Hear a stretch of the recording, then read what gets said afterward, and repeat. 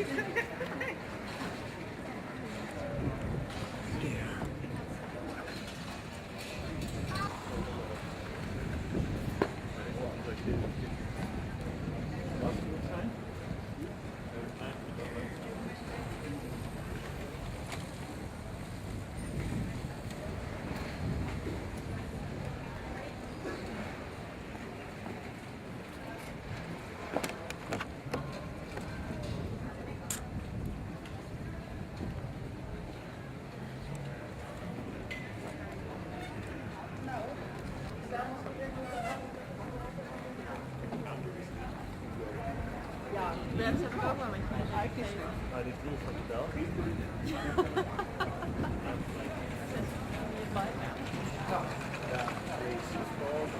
loop gewoon even met je mee hoor. Ja, dat is wel leuk.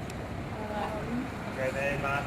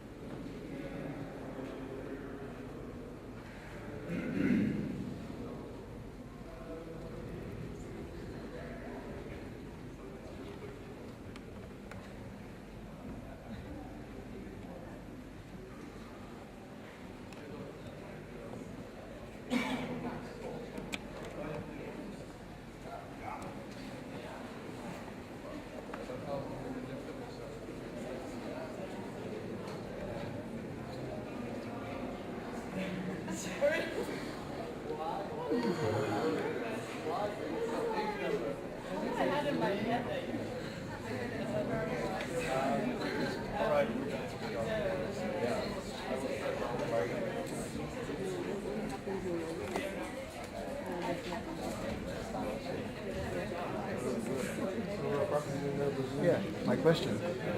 I forgot my question.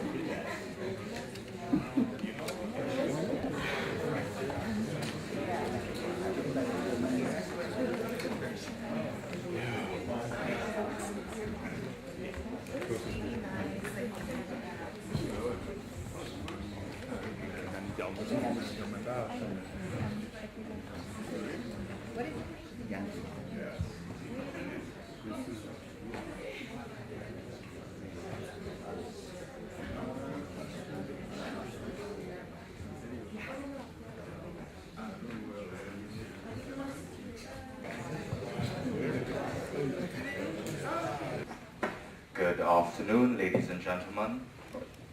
It's my pleasure this afternoon to welcome all of you to our annual symposium of the African Students Community. We are very pleased to have all of you all here, especially on such a nice sunny day as today. I know Groningen doesn't give us this sort of weather quite often, so for you guys to be inside is quite pleasing to us. Today we are going to have our symposium.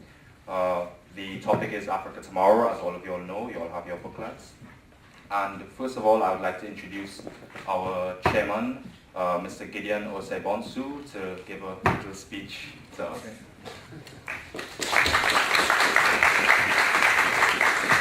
Thank you. Distinguished guests, colleagues, ladies and gentlemen. We have met here today to discuss the Africa Tomorrow Symposium and the contributions of Africa's next generation in the diaspora. Most simply, the diaspora is made up of those who are descended from Africa at some point in their or their family's history. We are grateful that on such an important day, leaders and representatives in the academic world and various organizations have in acts of warm solidarity joined us in our event. Akwaba, Karibu to each one of you. That many of you travel long distances serves to remind us all how important our work is. In the past 200 years of human history, we have clear instances in which the African diaspora has played a pivotal role in the affairs of Africa. One example is free slaves, such as Olaudah Ikweno, who found their way to 18th century London and played a leading role in the abolition of Atlantic slave trade and in setting the sail of the first ship of people hoping to resettle back in Africa. Starting with what became known as Freetown, today the capital of Sierra Leone. One of the major rallying points for the African diaspora is probably the fight against poverty. Contributing to Africa's future forms a huge part of our community slogan, and today's symposium fits perfectly with this phenomenon, as Africa seems to be making progress to find their place in an increasingly globalized world. Not only does the ASC aim to help the new and existing Africans students adjust to life in Groningen, but also enlighten the diasporan community of the roles they can play in the development of Africa. These facts place today's development challenges in Africa in a historical context that might make sense to many Africans in the diaspora. They also remind African governments, especially, that while their quest to engage in their own citizens abroad, the so-called New African diaspora is understandable. African identities are complex, and that the challenges and opportunities of engaging the older, wider African diaspora are important and potentially rewarding, and the children and the grandchildren of even contemporary African migrants represents an important resource to address and engage. The agenda aims to emphasize African solutions to African problems. Additionally, the symposium attempts to bring out the voices of the African diaspora in the Netherlands. This is important, as without narrating the migrants' part of the story satisfactorily, the knowledge that we now possess on the migration and the development field will not be comprehensive enough or of sufficient quality to allow for sound policy formulations. As the famous African adage goes, until the lion learns how to write, every story will glorify the hunter. Ladies and gentlemen, the organization of today's symposium is evidence of our unceasing concern to involve everyone, especially Africans, in creating a better Africa. This is even more useful and necessary in the academia, where the various positions often seem to differ widely and can be discussed openly. We are honored to have Anita Veldmaat, Professor Wim van Binsbergen, Dr. Akinyinka Akinyoade, Mr. Muzumia Kulwe, Dr. Nikki Powell, Dr. Caitlin Ryan, Mr. Innocent Mwaka, Ms. Gerda Kuiper, Dr. Martin Mwangi, Mr. Jan Henop, and Professor Dr. Robert Lensing, who all bring their knowledge to help us achieve our goals. Prepare yourself to be challenged, excited, and inspired. I encourage you all, as academics, friends, and different organizations, to play an active part in today's discussions and take this opportunity to express your views on matters that concerns us all. I wish you every success in your discussions. Thank you.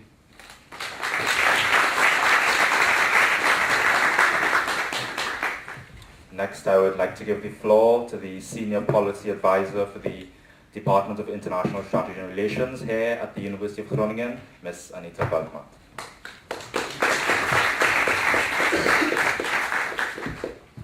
Thank you, Matthias. Distinguished guests, ladies and gentlemen, dear colleagues. Welcome, first of all, on behalf of the Executive Board, whom, as you may know, are in China right now, together with a large delegation from the whole University of Groningen. They regret not being here because this would have been an equally important occasion.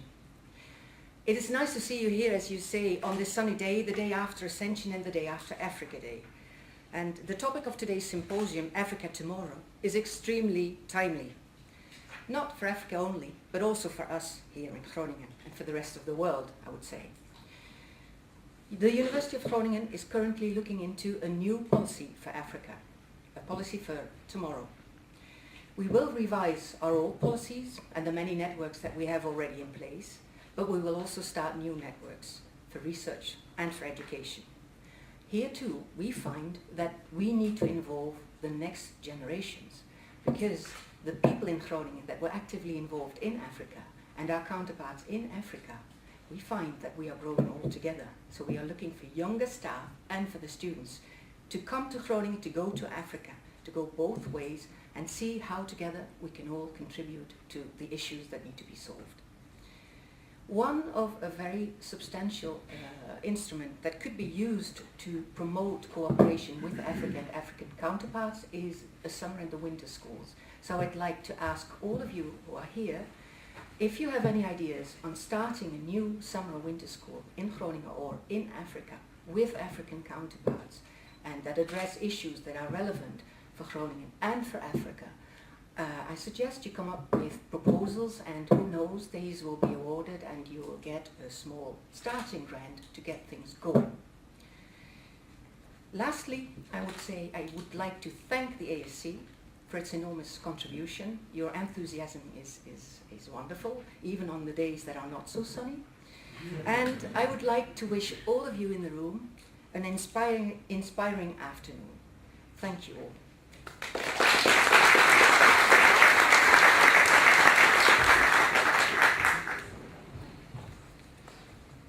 Thank you very much, Anita, for those kind words. I would like now to give the floor to Zainab and Nia. They are the head of the Symposium Committee, and they will tell us a little bit more about the theme of the Symposium, and then give the floor to our distinguished guest, Professor van Binsbergen.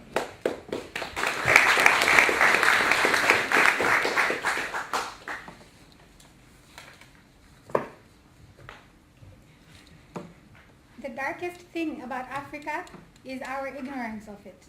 Ladies and gentlemen, a very good afternoon to you all.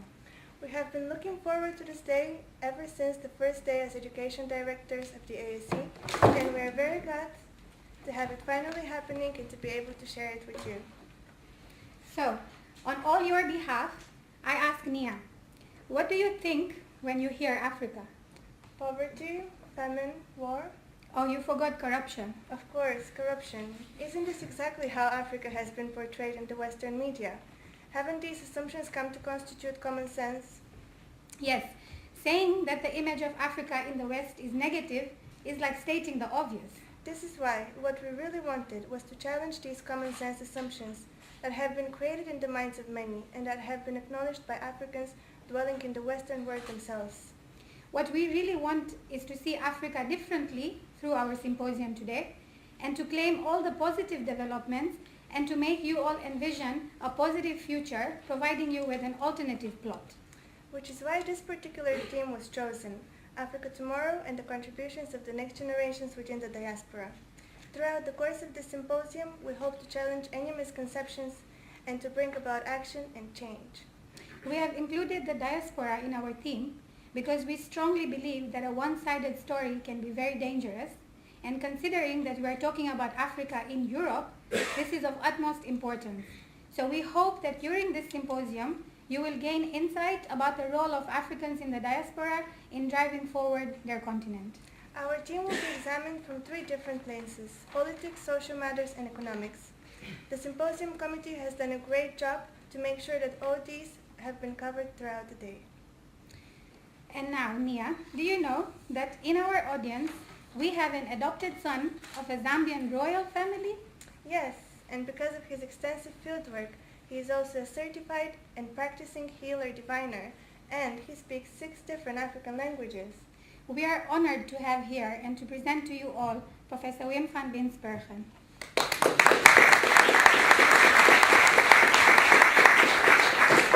Professor Wim was trained as an anthropologist, sociologist, general linguist at Amsterdam University and received a cum laude doctorate from the Free University Amsterdam on the basis of historicizing and theorizing study of religious change in South Central Africa.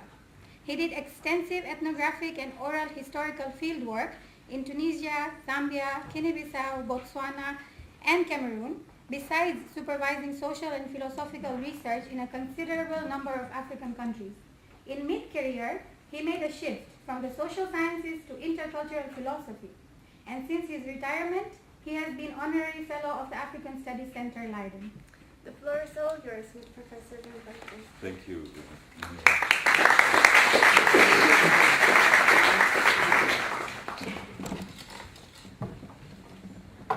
Thank you.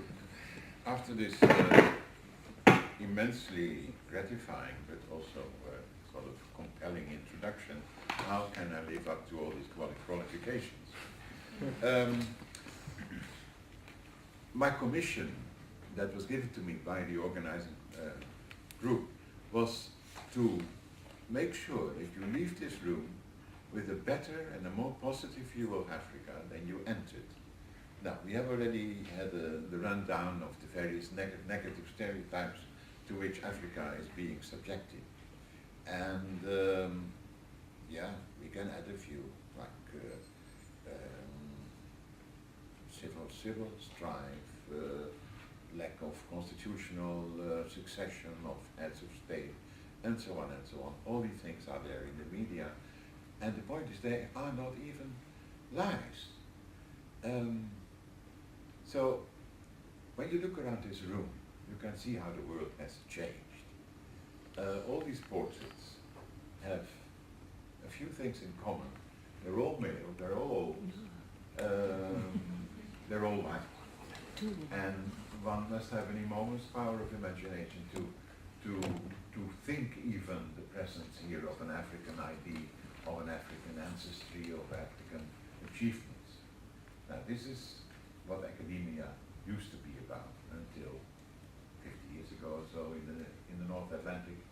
And it doesn't do justice, I think, to the enormous contribution which African thought, African philosophy, African technologies of social organization, of therapy and so on, have made over the centuries, not even to the contribution they have made to the North Atlantic.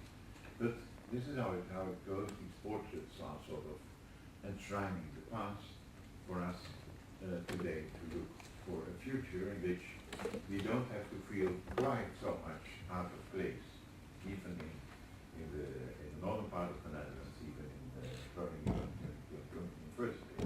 And the fact that we are here and that this conference is accommodated here is, in the first place, I think, a sign of goodwill and of good intentions on the part of the present day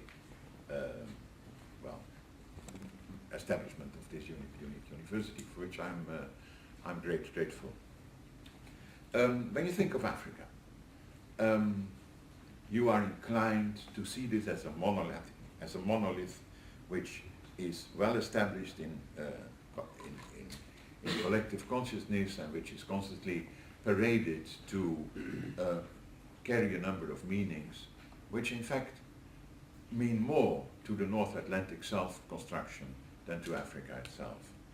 If you overlook the last 3 centuries of thinking about Africa in the North Atlantic region, you will see one constant thing. That is, the North Atlantic identity is being constructed by propping up and negating an image of Africa. If in the Enlightenment Europeans had to construct themselves as rational, as detached, as human, it was by conjuring up an image of Africa where Africans are the opposite. They are not human, they are not enlightened, they are not rational, they are, even in Hegel's terms, lacking a sense of history. They have no history, just playing and singing all the time and so on. You know these passages. If later, there is a beginning of thinking about human rights. Of course, Africa has to be portrayed as the ultimate place of disaster, of slavery, of slave raiding and so on. So you get a whole new ideological elan to free at least the Africans from this plague. And so never realizing that, of course, much of the industry of the North Atlantic was paid by the proceeds of slavery. And that it wasn't just North Atlantic, but also across the Indian Ocean, the whole, peripheral countries of the Indian Ocean, including China, Persia, and India, and so on. All these were routes for slaving. In the present time, the construction of the North Atlantic as essentially democratic and interested in human rights brought a new sort of form of self-definition on the part of the West, meaning the North, and another scrutiny of Africa as lacking this, lacking that, and so on. Now, if you want to look to the future, this is what we have to get rid of. But at the same time, you must realize that for all this period of the last few centuries, the African existence, particularly at the national and sort of collective level, has been thoroughly influenced by North Atlantic models. The best thing to demonstrate that is by looking at the formal organization, which of course ever since early modern times has been the standard way of going about organizing North Atlantic society, whether in schools or in governments or bureaucracies or churches, a whole lot of other things. But for the past 120 years, the formal organization has also become the standard way of organizing African life. It's amazing to see how quick that change has taken place, and how much the model of the formal organization is now also in Africa governing all these fields of life: education, church life, government bureaucracies, and so on, sports, and so on, but with a twist, because it's the formal organization, but of course North Atlantic research on Africa has highlighted the inability to make those formal organizations work. It is a formal organization, but the letter of the rule is never followed. It's a formal organization, but it is corrupt. It's a formal organization, but it can't bring democracy. It can't even deliver ordinary housing, education, medical services, and so on. Now, by dwelling on these elements in the image of Africa, one feels at a loss to bring them, for instance, in line with the realities of Africa, but also to bring them in line with personal experiences that one may have had in Africa. All of this is true, and none of it is true.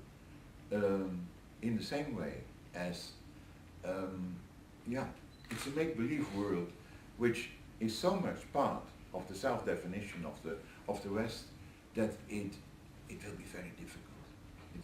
And if you look at these walls, then you realize how much must happen before half of these portraits, or perhaps 1/3, are African, and half of these portraits are female.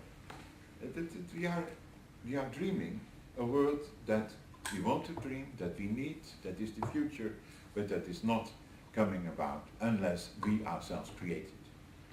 Now, what are the sources of inspiration to create it, to bring about a world in which Africa is not something to be ashamed of, in which Africa has a rightful and justified and also, let's say, admitted place on the global scene, and a situation in which Africans can be proud not only of the achievements they have in this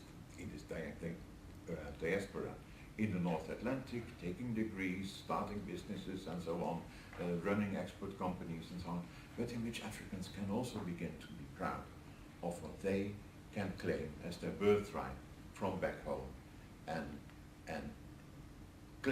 make those claims in the international community. Now, it so happens that in my career I started out as an anthropologist of religion. I specialized on African religion, and for 20 years I did a lot of field work. I learned African languages, I danced along and sang along and choruses of African rituals. I made my own sacrifices myself, but all the time I did so from a distance, and with a particular analytical and distant, non-African view of African subjects, trying to make myself beloved and accepted so that the information will be coming my way, but not submitting to the African preconceptions, to the African structuring of that information, not being an African in any way, but exploiting Africa as a source of raw materials, the same way in which it has always been whenever the North touched Africa, whether it was slaves or gold or wood or other material resources. Well, this information was also being processed by me. I'm not ashamed of that. It's an established form of intellectual endeavor, but it is not a way to know Africa. This industry still exists, and I'm still part of it, but I'm not doing it in the same way I did the first 20 years of my career. I do it now with a twist, and that marks my transition from being a specialist in African religion to being an intercultural philosopher, and at the same time being an African definer, healer, because that made the transition. If you stay at a distance, you say, well, this is all very, very well for these people, and they need it because otherwise their life crumbles, and they can't make sense of the terrifying experiences they have in their economy, in their kinship life, in their military situation. Okay, I can understand, and I can explain to them how it works, but I'm not part of it. This is a standard North Atlantic sort of objectifying view of Africa, and it is not going to help, because all the time it reinforces the very dimensions of condescension, of exploitation, of stereotyping, of reification that we have to battle against if we want to make a real progress with the image of Africa and with Africa itself. I have had many African students. I was a professor in Africa, a lecturer, and also later they came to me and took PhDs with me. And most of these students had one thing in common. They were sort of embarrassed and sort of apologetic about being Africa, about carrying that baggage which nobody wanted, which nobody was proud of. But they were speaking to the wrong person, because by that time I had already realized that the best thing that could happen to me in my life was to go to Africa, learn African languages, but to be forced to engage with Africa in a very real sense. I spent years of my life in African villages, in only a handful, so I knew them well. These became not only my objects of research, they became my relatives, they became close friends. And in the process, I realized that many of the things that we don't know about Africa, we can't know because they are shielded from us by the very blinkers that we put on ourselves by our Africanist research and our African orientated condescension. We are helping, we are bringing things, we are doing all the good things to help these poor people.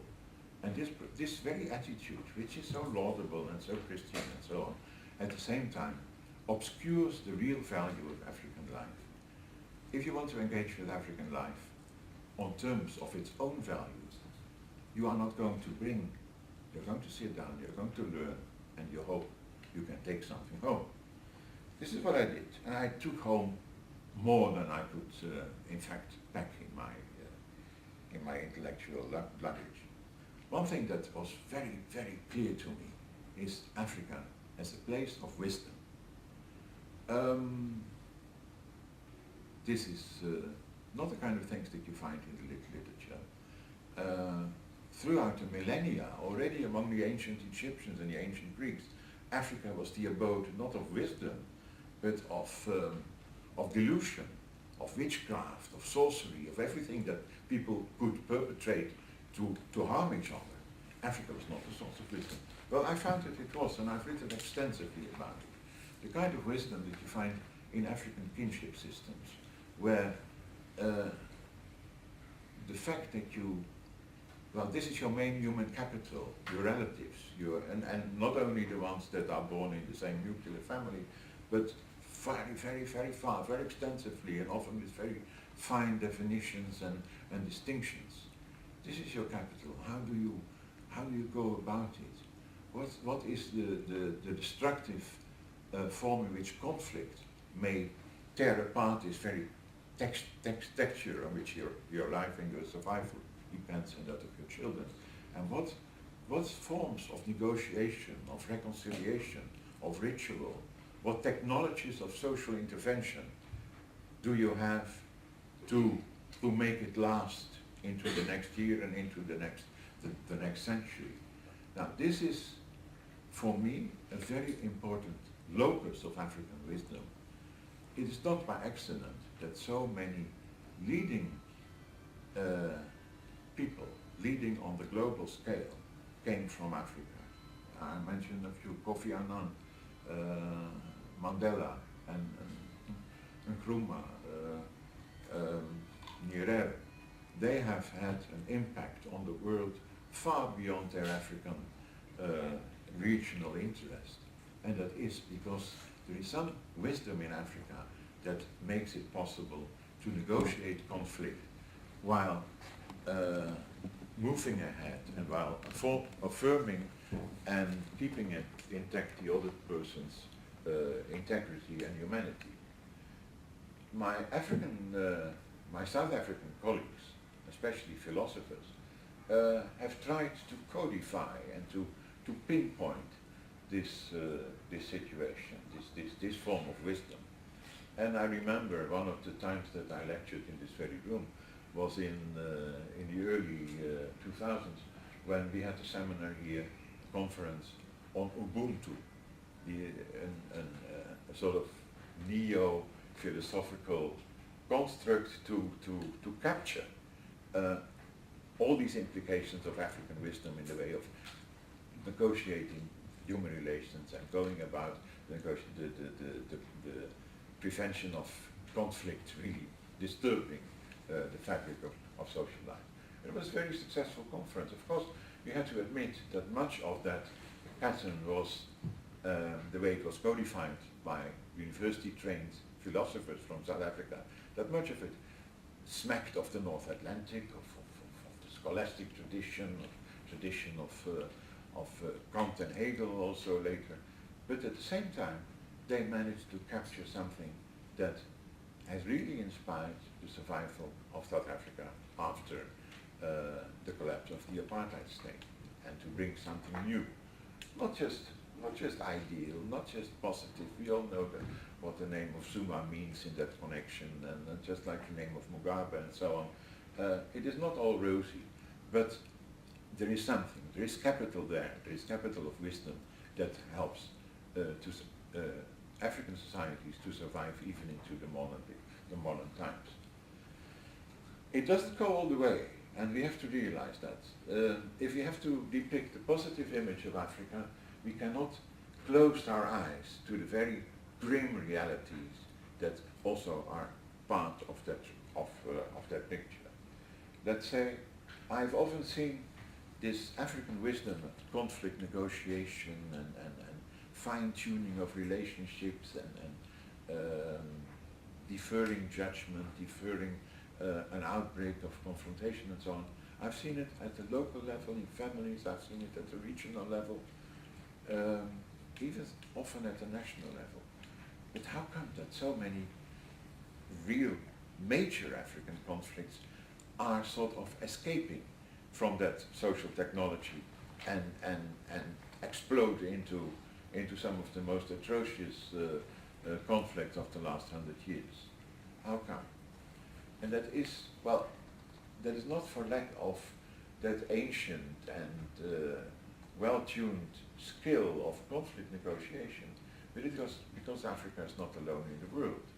It is because so many groups outside Africa have a decided interest to get African raw materials, to get to get a market for their weaponry, to reinforce and to re-establish patterns of colonial domination by post-colonial ones that may even be more vicious. If you look at Africa in this way, you can understand why these conflicts are sort of impenetrable by these African skills, and it is also to the extent to which Africans are not masters of their own world, just as little as we are.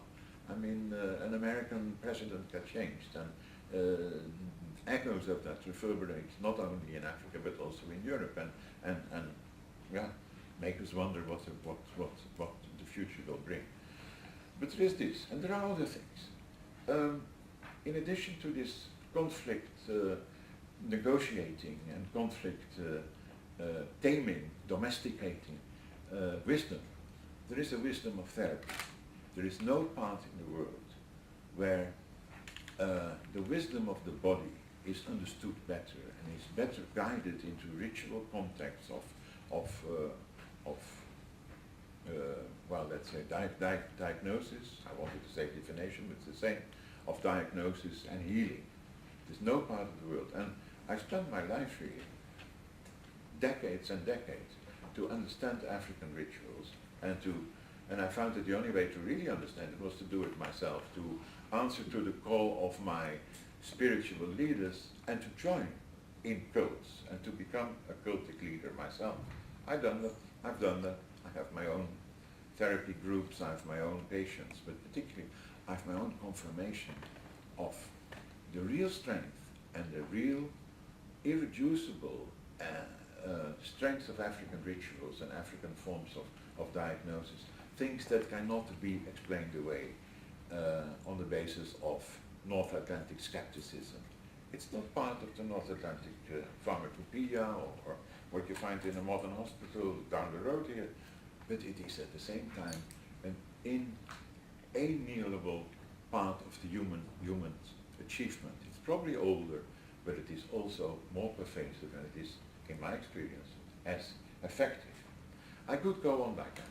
And there are, well, I wanted, if I had the time, but I've only got a few minutes left, I wanted to parade for you two people who, in my personal experience, have been sort of my greatest African inspirations. And yeah, I could spend the rest 2 hours talking about them, and you would begin to understand why these people made this impression. I will only summarize what I could say in a few minutes.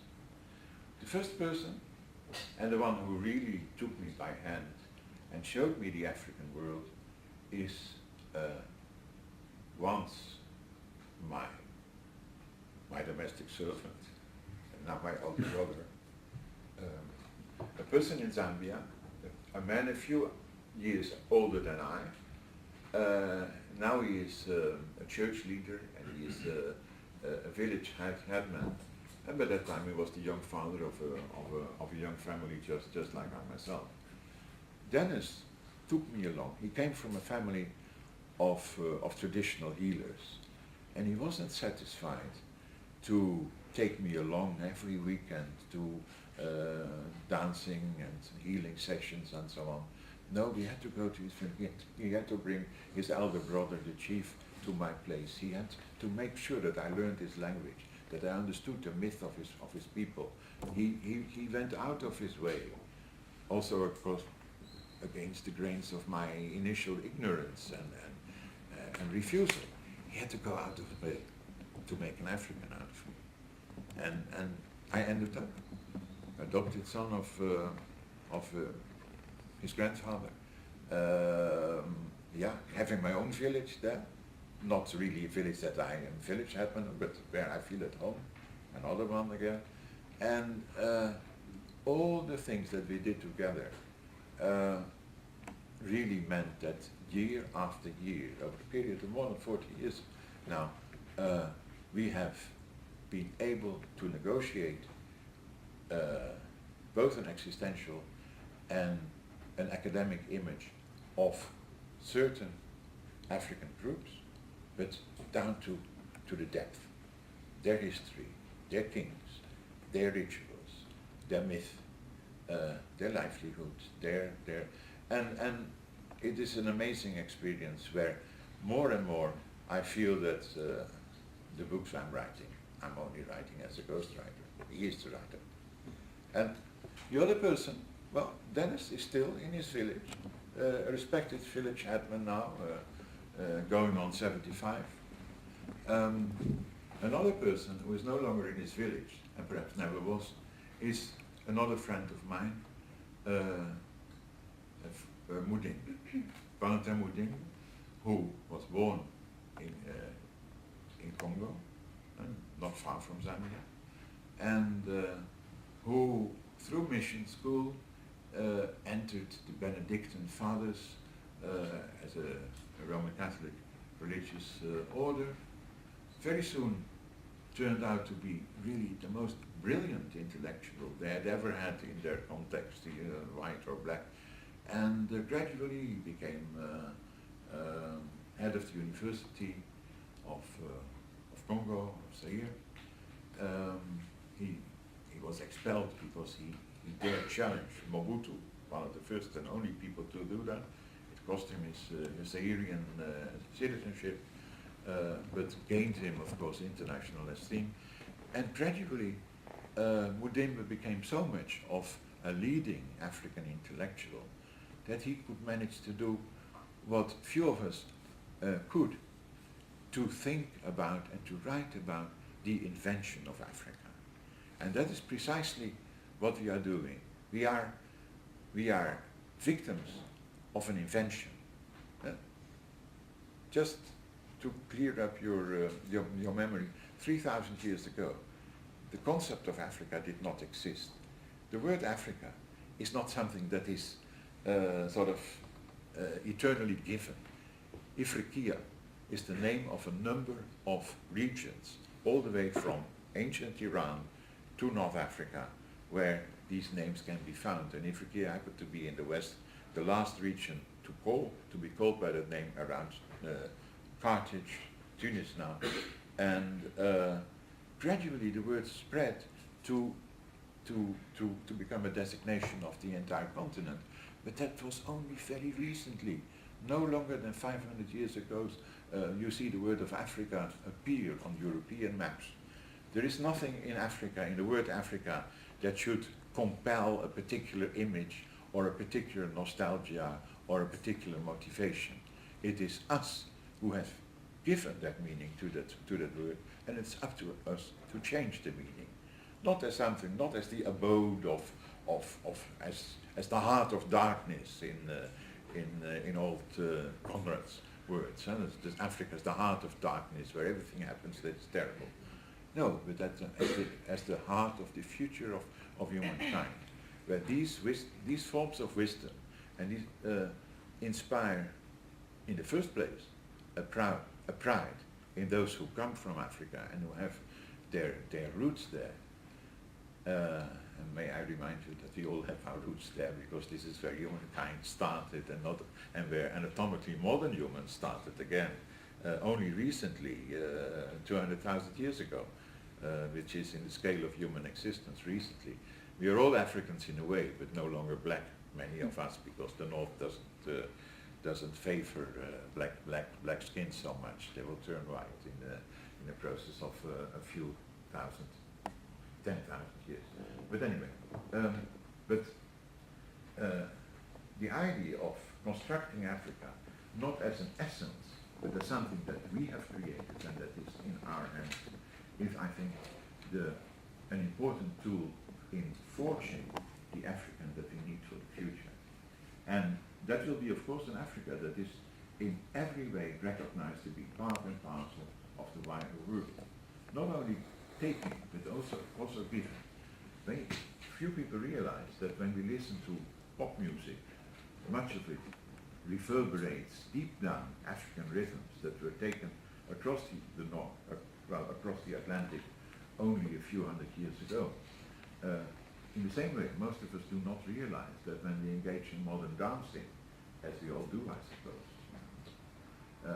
and that many of these movements are sort of adulterated forms of African rhythms and African bodily rhythms that were in the same way taken across the North Atlantic. And there are many ways like that. I made a great contribution, or considerable contribution, let's say, to the Black Athena debate, where my old friend, now dead a few years ago, Martin Burnell, pointed out the great contribution that Africa and West Asia have made to the very rise of North Atlantic culture in the ancient Greek times. You could go on like that. There is every reason to shed the image of Africa as let's say, restraining and slightly embarrassing sort of cocoon, and to break out into the open and to realize that the best thing that can happen to you is to be an African and to contribute to the future of Africa.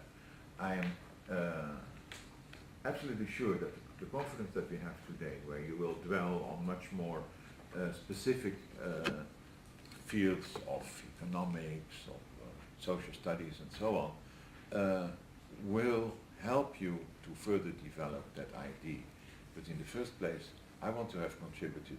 I've worked on all those fields, published on all those fields, but right now I'm speaking as I suppose an African philosopher who reminds you that the future of Africa is very much in your hands and that we should take it. Thank you.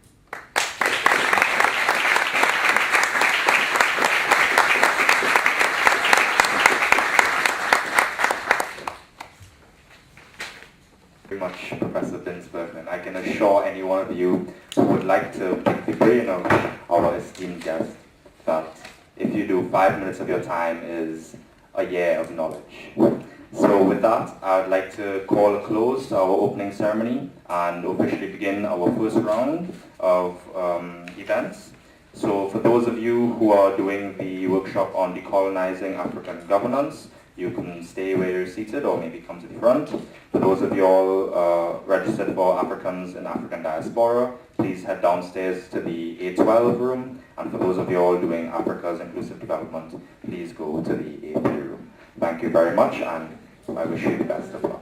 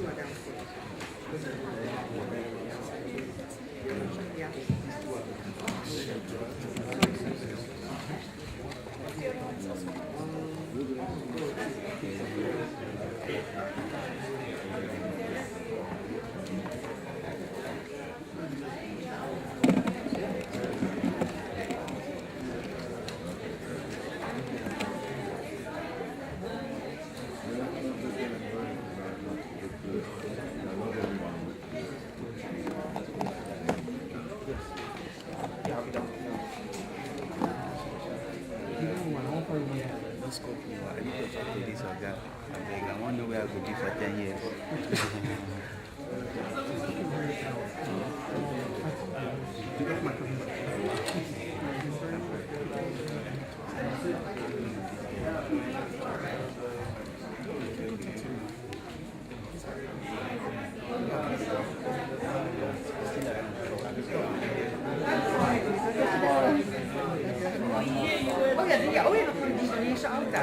I don't see it.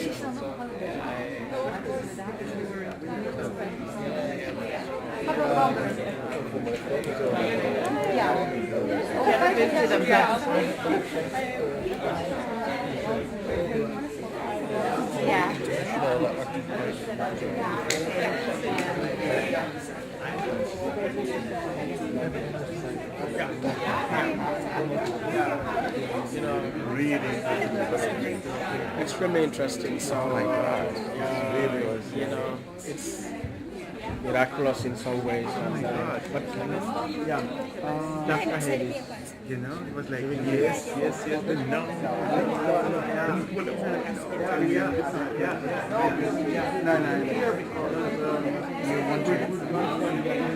Political science, and is currently a research fellow at Maastricht University, where he's conducting research on the role of indigenous movements and social transformation. He is also part of the teaching staff in the Master of Public Policy at the Maastricht Graduate School of Governance, and a Master of Global Health at the Faculty of Health and Life Science at Maastricht University. He specialized in a lot of fields, among others, African studies, development economics, public policy and governance, global and public health, sexual reproductive health and rights, HIV and maternal health and community mobilization. And previously he worked at the World Bank, the Common Market for Eastern and Southern Africa, Global Health Corp Fellowship, and Africa Action Help International. And today he will talk about decolonizing African governance systems. He will be focusing on challenging the dominant views, narratives, and aspirations of a democratic Africa, questioning the concept of democracy in the African context. He will draw a lot of insight from the Must Fall movement currently sweeping across Southern Africa, and which offers hope to imagine a new form of governance. So I would now like to give the floor to Chua. Give him a round of applause. Well, thank you very much for that elaborate introduction. So what I'm going to present today is partly coming out of my PhD research, and I focus a lot in Southern Africa, so the SADC region in general. And I'm from Zambia myself, parents from Zimbabwe and all over Southern Africa. But then I'll draw you a little bit backwards. I'll take you down to pre-colonial Africa just to give you a few insights of what it was there in terms of governance, bring you where we are today, where Africa is, and possibly share with you some thoughts from a movement of the Born Frees, which is sweeping across Southern Africa. They're calling themselves the Fallist movement, and I'll explain more about that as we go on. So I'll just take you right back before Jan van Riebeeck, who came from the Netherlands, arrived at the Cape of Good Hope in 1652, where he found this beautiful land, which was known as Azania. Today we know it as South Africa. But before that, existed a lot of kingdoms across Southern Africa. There was the Great Zimbabwe, where Zimbabwe is today. There was a Great Kingdom, the Zulu Kingdom, southeast of South Africa. There was the Mountain Kingdom of Lesotho, where King Mosheshu was the ruler. There was the Kazembe's Kingdom up north Zambia and close to Tanzania. There was the Monomtapa Kingdom as well. So all these kingdoms are different facets within themselves in which people decided to govern themselves. So there were very common principles across those different chiefdoms and kingdoms that existed prior to colonization.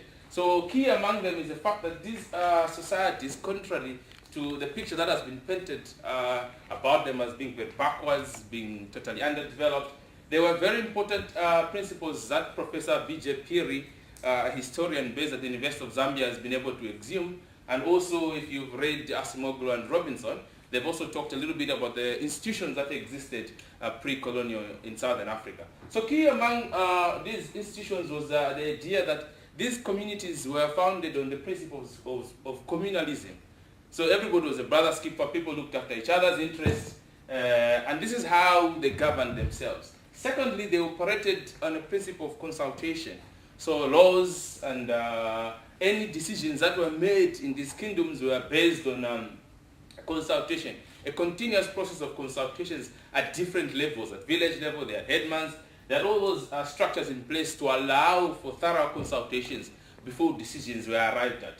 And also, very clearly, is that these communities didn't have the class systems that we have today in Africa. So it was more equal in terms of resource and power across these different kingdoms and chiefdoms that existed then. But very importantly is that there was an absence of elites, or in some cases very few of them that existed. And the few that existed were kept in check by the different institutions that existed then. So elites was a very foreign concept for pre-colonial Africa. So in short, there were very strong institutions that allowed this sort of institutional structure to operate in order to deliver, whether it would be food, whether it be whatever it was. And also, it's very important that you realize that there was communal ownership of resources. So land, water was communally owned. So the entire village benefited equally from the land that was available. So these are some of the most important factors that existed in pre-colonial Africa. But do not get me wrong, I'm not trying to overly romanticize the idea of pre-colonial Africa. It had its own ills, as we've been told, from the dominant narrative about pre-colonial Africa. I could also mention that one of the negatives is that the fact that leadership was passed through kinship. So if your father was a chief, if your father was a king, you could easily become one, and it was not going round in terms of the village. So those are some of the most important things to look at as we keep going in our presentation. I'll come back to them, but keep in mind those 4 factors I've stated in terms of pre-colonial institutional framework. But then around the 17th to about 20th century, we saw a very strong wave of colonization sweeping across the entire southern region. But it was very clear for the first colonizers who came, for example, like Lord Macclesfield, who came to southern Africa and saw that the situation he found there was completely different from what he expected. And he gave a speech in the British Parliament, which is quite there. I don't know whether you can actually read there, but I'll just quickly read what he said. He said, "I have traveled across the length and breadth of Africa and have not seen one person who is a beggar, who is a thief. Such wealth I have seen in this country, such high moral values, people of such caliber, that I do not think we would ever conquer this country unless we break the very backbone of this nation, which is our spiritual and cultural heritage. And therefore, I propose that we replace our old and ancient education system, our culture, for if the Africans think that all that is foreign is English, all that is foreign and English is good and greater than their own, they will lose their self-esteem, their native culture, and they will become what we want them to be, truly dominated nation." So they were very clear on what they planned to do during colonization. So it was to break the very backbone on which pre-African people exist, pre-colonial Africans existed upon. So they really were very successful in ensuring that they destroyed that backbone to put across the idea of colonization. So what did they do in order to achieve that? They first of all decided to break down the idea of communalism, the idea of no class systems. They introduced elites, so the white people owned the land, and then they deliberately created wealth for themselves and kept the majority of the population in poverty. And to ensure that they have very cheap labor from this population, they tax them. So after taxing them, they do not have jobs, so they are forced to work in the mines. So they clearly created that division of class and making sure that the majority of the indigenous people are on the lower scale of the economic power and the political power. They also made the chiefs that existed and the headmen that existed, they turned them into salaried officials. Before, they were just like villagers, fellow servants of the society. Now they made those positions salaried positions and officials. Then they also created these stark differences in terms of people's existence in society. They also gave birth to a situation of absolutism where the state became the overall arbitrator of whatever there is without any consultation. So it became a patrimonial state. Other than that, they were very successful, and this is one of the things I think Wim talked about. They were very successful in making sure that the African feels inferior about himself and everything that is African, everything that looks African. They were very successful in making sure that that becomes inferior, whether the way they dressed, the way they talked, the education they attended, everything that was African. They were very clear in making sure that that was inferior. And it is one of the statements that Stephen Biko then makes in 1971 that the greatest weapon in the hands of the oppressor is the mind of the oppressed. So they were very successful in ensuring that that was achieved and to ensure that this process goes on. So it is very clear that during this time, all those systems, all those institutions that existed pre-colonial were destroyed to ensure that they have this successful colonization. But in the early 1950s, 1960s, a group of African leaders emerged. And these African leaders were championing the movement of Pan-Africanism. And the idea was to get rid of this oppression that existed then in what is now known as the first Chimurenga in Southern Africa. So the first Chimurenga was the first liberation championed by these great men of the soil. Popular among them is the likes of Dr. Kenneth Kaunda, Patrice Lumumba, Nelson Mandela, obviously Sam Nujoma, Stephen Biko, Robert Sobukwe, Samora Machel, mentioned, there are a lot of them that existed. So they were in tune with the idea of black consciousness, which was a philosophy of Stephen Biko. So they tried a lot to believe in themselves and their ability, which was destroyed during the period of colonization, to feel that they can rule themselves. So independence was achieved from 1960 right until 1994. South Africa was the last country to achieve independence. So throughout that period, they continued to articulate the idea of black consciousness. So this was the first Chimurenga, the first liberation as you see. However, with the passage of time, we have seen that a different crop of leaders have emerged, completely different from the articulations of the first fighters of the movement. So I've seen that what this has given birth to is the idea of black indigenous elites and oppressors, contrary to what the movement was. But remember, this comes as the destruction in different institutions that existed in Africa. So institutions are very path dependent. So after colonization, all that existed in traditional Africa was destroyed to ensure that elites become very standard in society. And that is why you find that these leaders that exist now are easily sustained within these institutional frameworks that exist. So the guy on the top, the Gupta family over a plate of curry.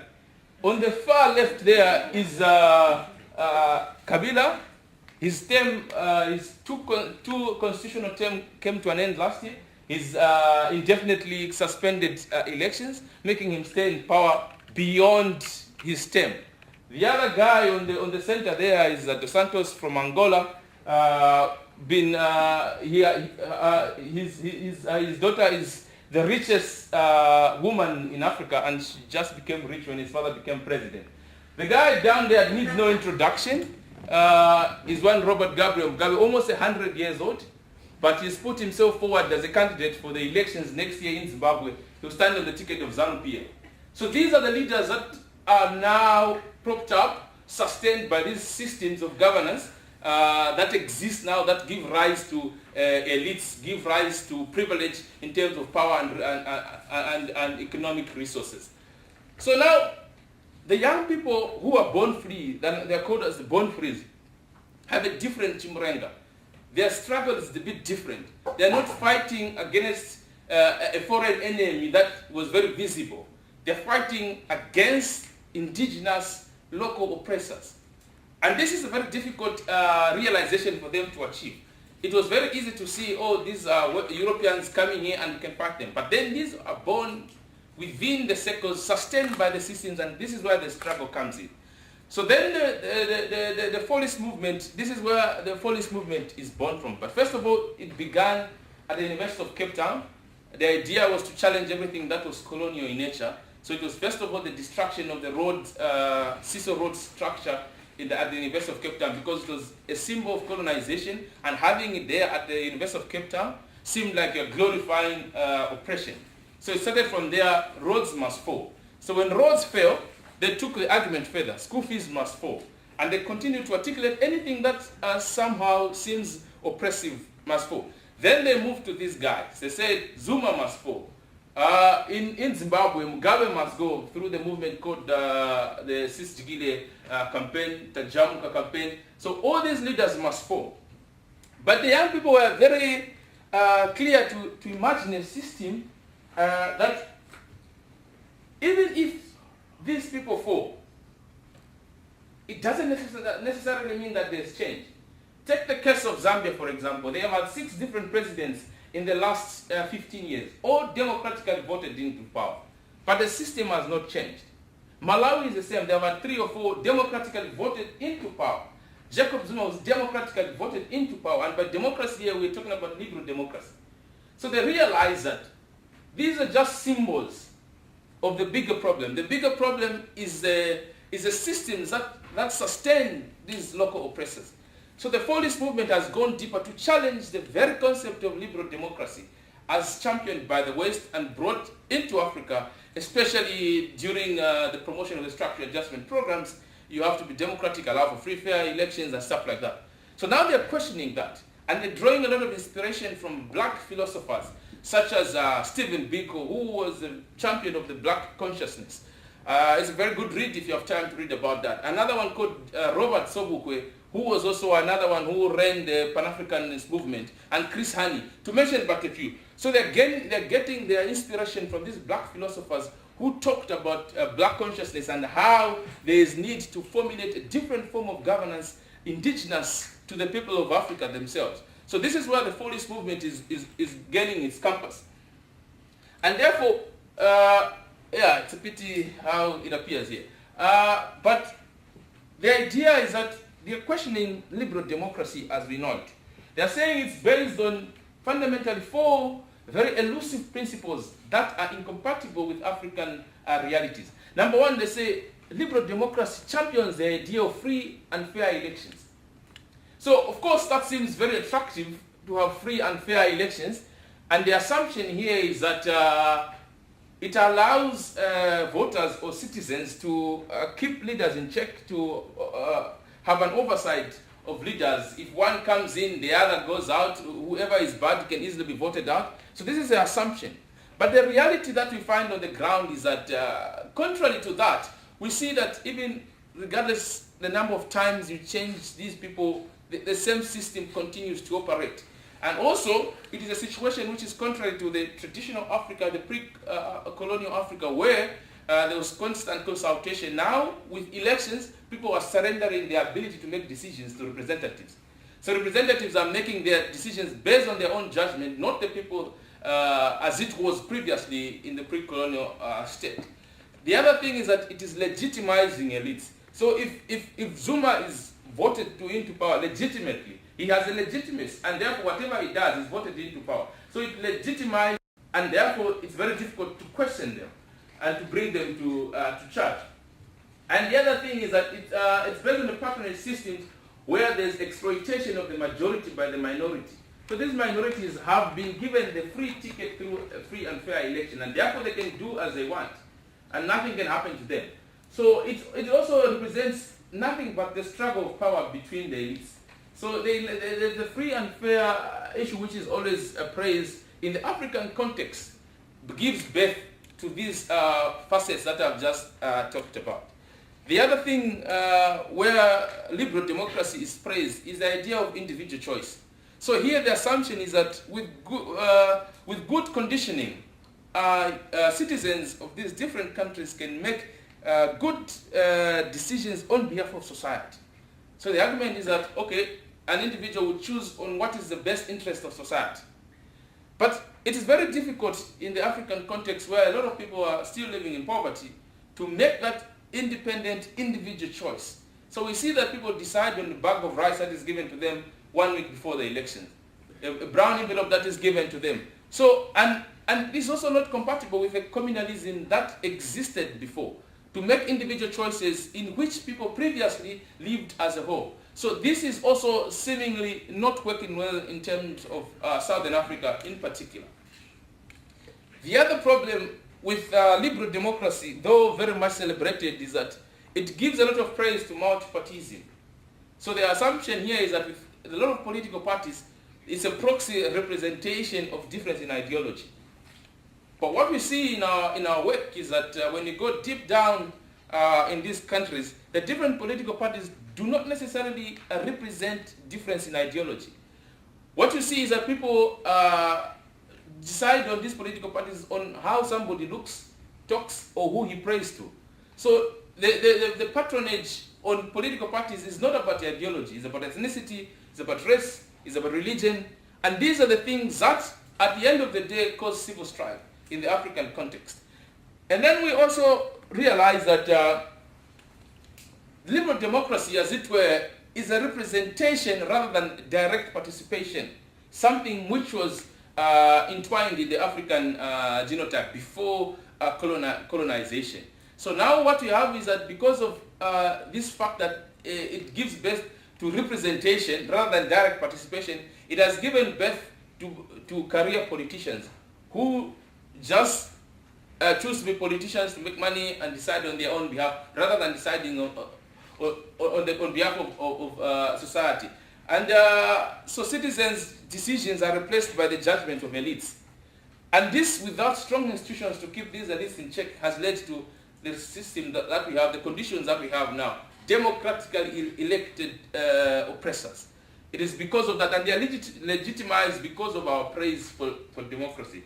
But one thing that makes liberal democracy even more lethal than anything else, is the fact that we are not ready to challenge it.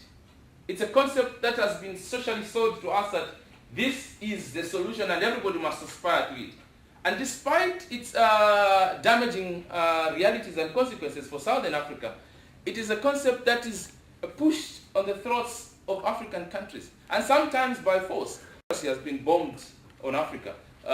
Libya is not a distant memory from us. It was just in 2011 when democracy was bombed on Libya, the consequences which we all know of right now. And anybody who dared to challenge this notion of liberal democracy was met with brutal force. The likes of Patrice Lumumba, the likes of Samora Machel, Thomas Sankara, to mention but a few. Even people like Mwalimu Julius Nyerere with his idea of ujamaa, it was an African concept of ujamaa, of working together, of looking after each other's interests. He was told that this is anti-development, that is barbaric, and get rid of it.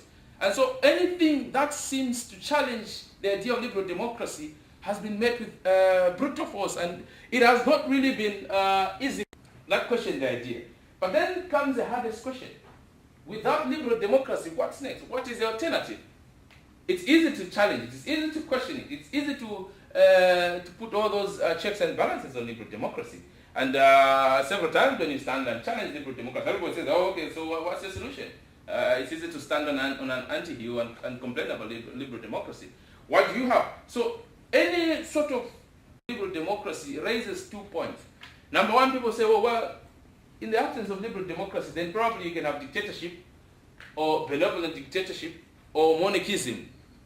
To which people realize, oh, well, these institutions are not necessarily better than liberal democracy.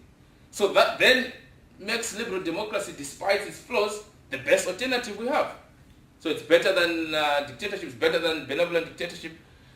But however, such rigid answers, I think, limit our imagination as human beings.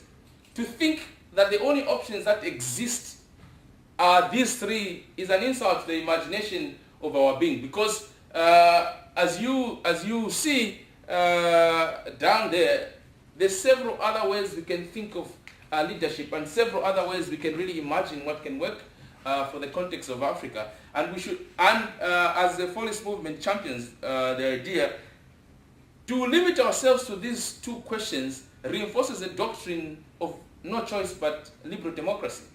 And this is a very damaging and disempowering concept, especially in the context of Southern Africa. So the Fallist movement has had different suggestions. So even when you talk to them, even when you go and do research there, it's very clear that consensus on what exactly should come out of this challenge. However, there are certain principles that are common across these different facets, across these different countries. Number one is that, for starters, you should agree on two things. They champion the idea that, first of all, we should bring into question all the monolithic assumptions and conventional wisdom about democracy, liberal democracy that is. And secondly, we should all agree that there's a complete mismatch of liberal democracy and African realities. For starters, these are the two principles where we agree. And then they suggest a way forward where any system of governance that exists should be one that does not give rise and sustain elites. But if it does, it should make sure that these elites are kept in check. It should be one that is based on communalism, drawing a lot from the examples of pre-colonial Africa, because this is in tune with the African culture. So it should be about collective social aspirations, solidarity, humanism. And this is a concept that they are calling Ubuntocracy, which I think we talked about. It's a concept that Mandela made popular of Ubuntu. And it is an idea based on this African concept of looking after each other, the communalism. So they are suggesting that. And secondly, they argue that any form of governance should be one that is carefully knitted within the African social culture, taking into account its history of colonization, its history of oppression. And those factors are definitely supposed to be there in any form of government that comes out of this. And therefore, they challenge the idea that we should use this uncritical approach of adopting without questioning the imposition of liberal democracy on Africa. And therefore, to sum up what they're suggesting is that they're suggesting an African prototype of democracy that fits its tradition, its culture, and its socio-economic political realities. And then, like I said, they are very clear on the fact that this process must be participatory rather than representative. So it must be one that involves the citizens on two different levels. One, they're de-emphasizing the centrality of elections and all the paraphernalia that associated with it. So the idea is that there should be constant involvement of citizens from the get-go, even between elections. And this can be done through different systems. Some of the suggestions are that there should be village assemblies that exist rather than parliamentary assemblies where people make decisions only based on their own judgment rather than a constant consultation with the grassroots. So they say we should take lessons from pre-colonial Africa where decision was participatory from the ground up, and this at least might try to get rid of career politicians who normally make decisions based on their own interests rather than out of consultation. And therefore, they are also talking about the idea of integrating diverse cultural expressions in terms of governance, involve traditional leaders, village headmen, and all those different cultural institutions that exist in these different countries. So in short, this is a prototype that they are suggesting, even without having it very clearly spelled out within these different countries where the movement is taking its course. But of course, after working with them, it was very clear to see that there was no easy way out of liberal democracy. But the idea of continuing with liberal democracy is very damaging and it's very disempowering. So people need to think outside what we have right now. Imagine a system that might not necessarily seem workable now, but to begin to imagine it and articulate it in a way that suits Africa. Maybe it works or maybe it doesn't work. But it's something that must start very, very, very urgently. And I'll just end by what Gandhi says, to say, you may never know the results of your action, but if you do nothing, there will be no result. And this is where we are in terms of our work with the Polish movement in Southern Africa and where they stand in terms of liberal democracy. Thank you.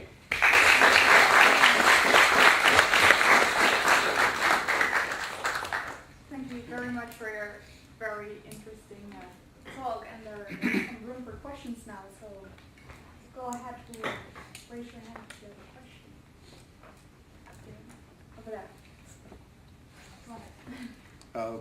Thank you very much for this interesting discussion on the liberation struggle and fallism, which is a very interesting development in South Africa. And you raise numerous important elements that really are meant to empower the African mind and the African spirit and the African being moving forward. But having said that, I have a couple of questions for clarification. And to start with, the idea of Chimurenga. And there's certain kind of, there's something that I don't understand with Chimurenga.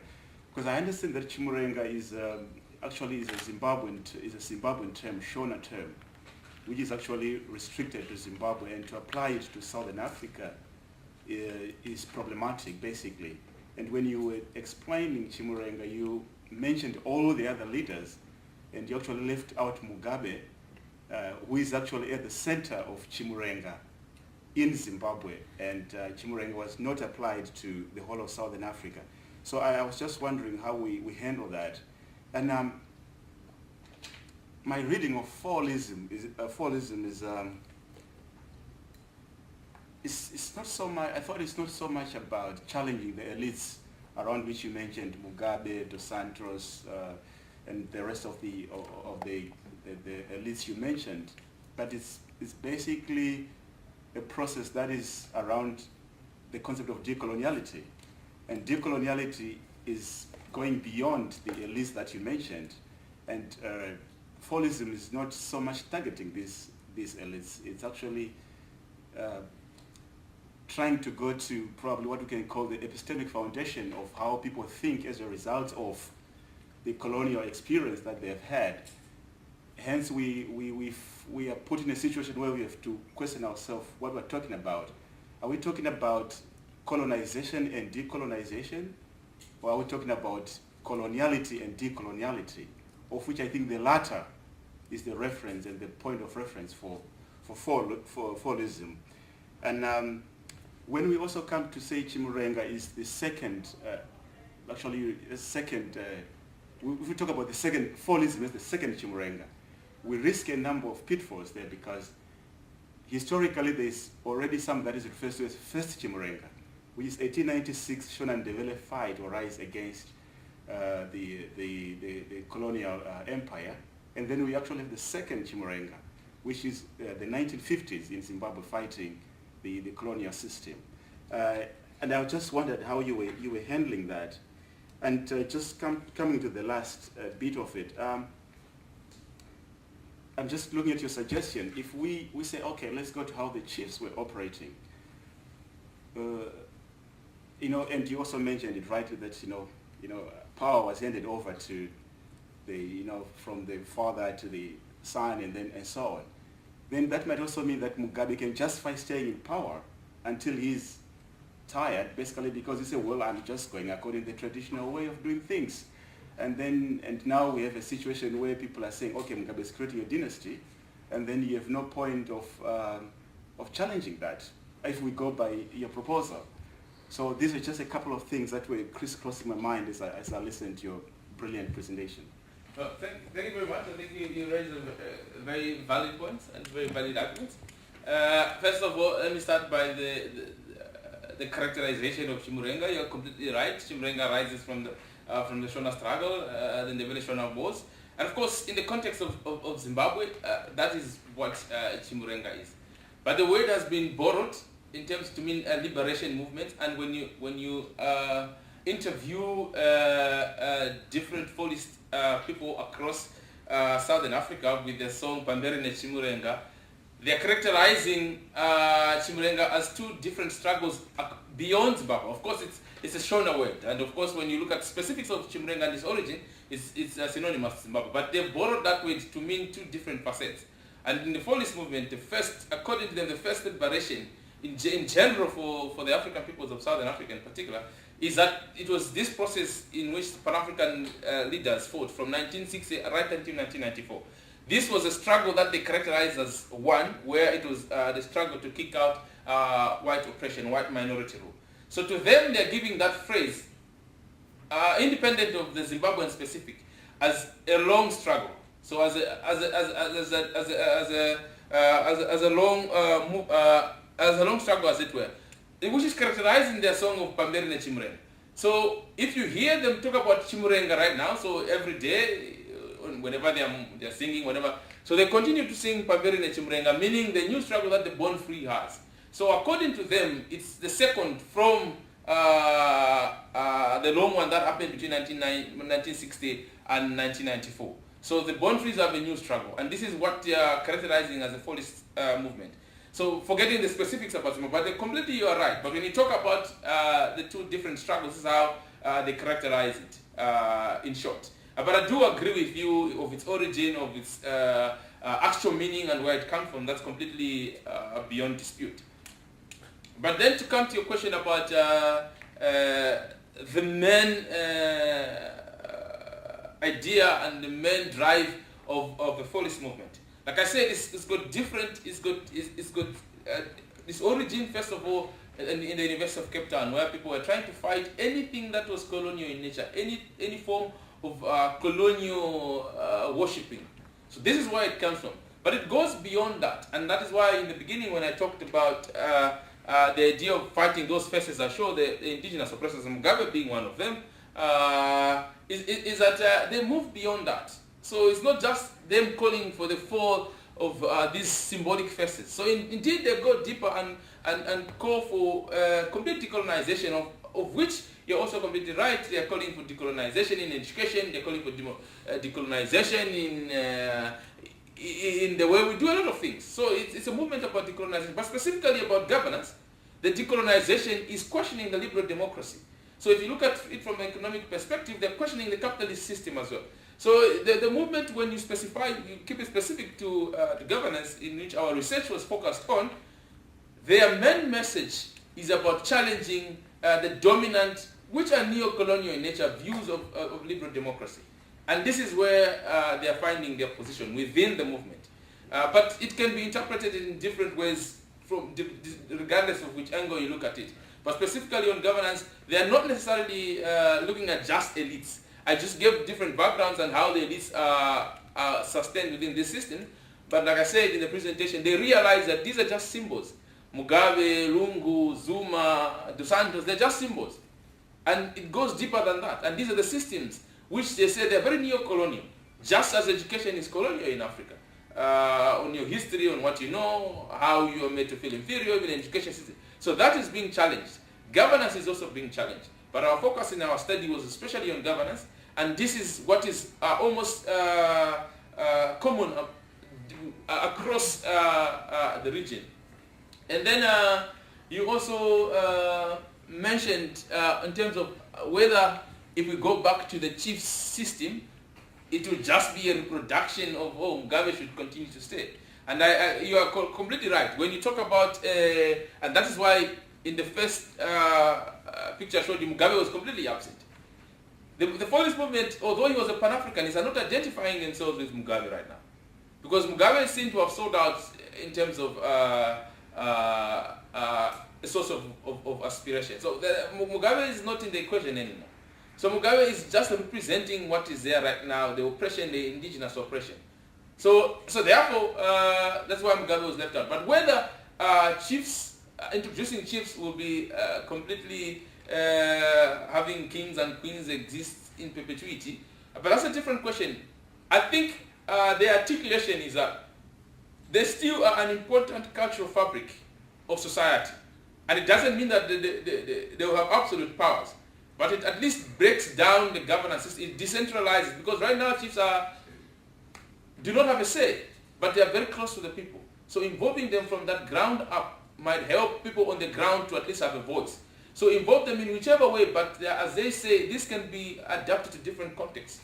And it doesn't necessarily mean that the way chiefs operate is static. You can also change it in a manner that allows for participatory in a fair way in different circles. At least this is what they articulate. Wow, with an elaborate answer, I'm afraid we have to wrap up already because of the next round. But I really want to thank you all for coming and you for your very interesting talk. And I'm sure that you can ask a question in the hallway or later on.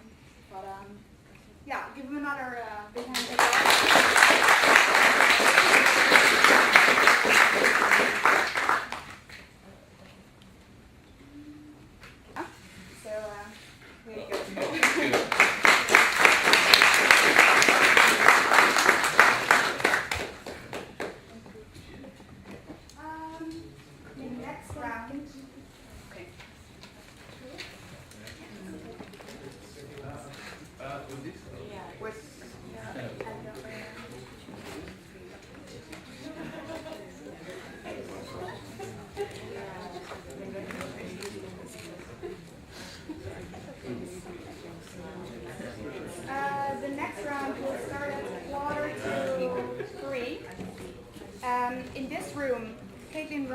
present on women local activism. Can you repeat that? In this room, Caitlin Ryan will present on women's local activism. In A2 and A12, there will be a panel discussion by Mr. Innocent and Ms. Gerda on processes of agricultural intensification. So, yeah, then you know where you have to go. Thank you.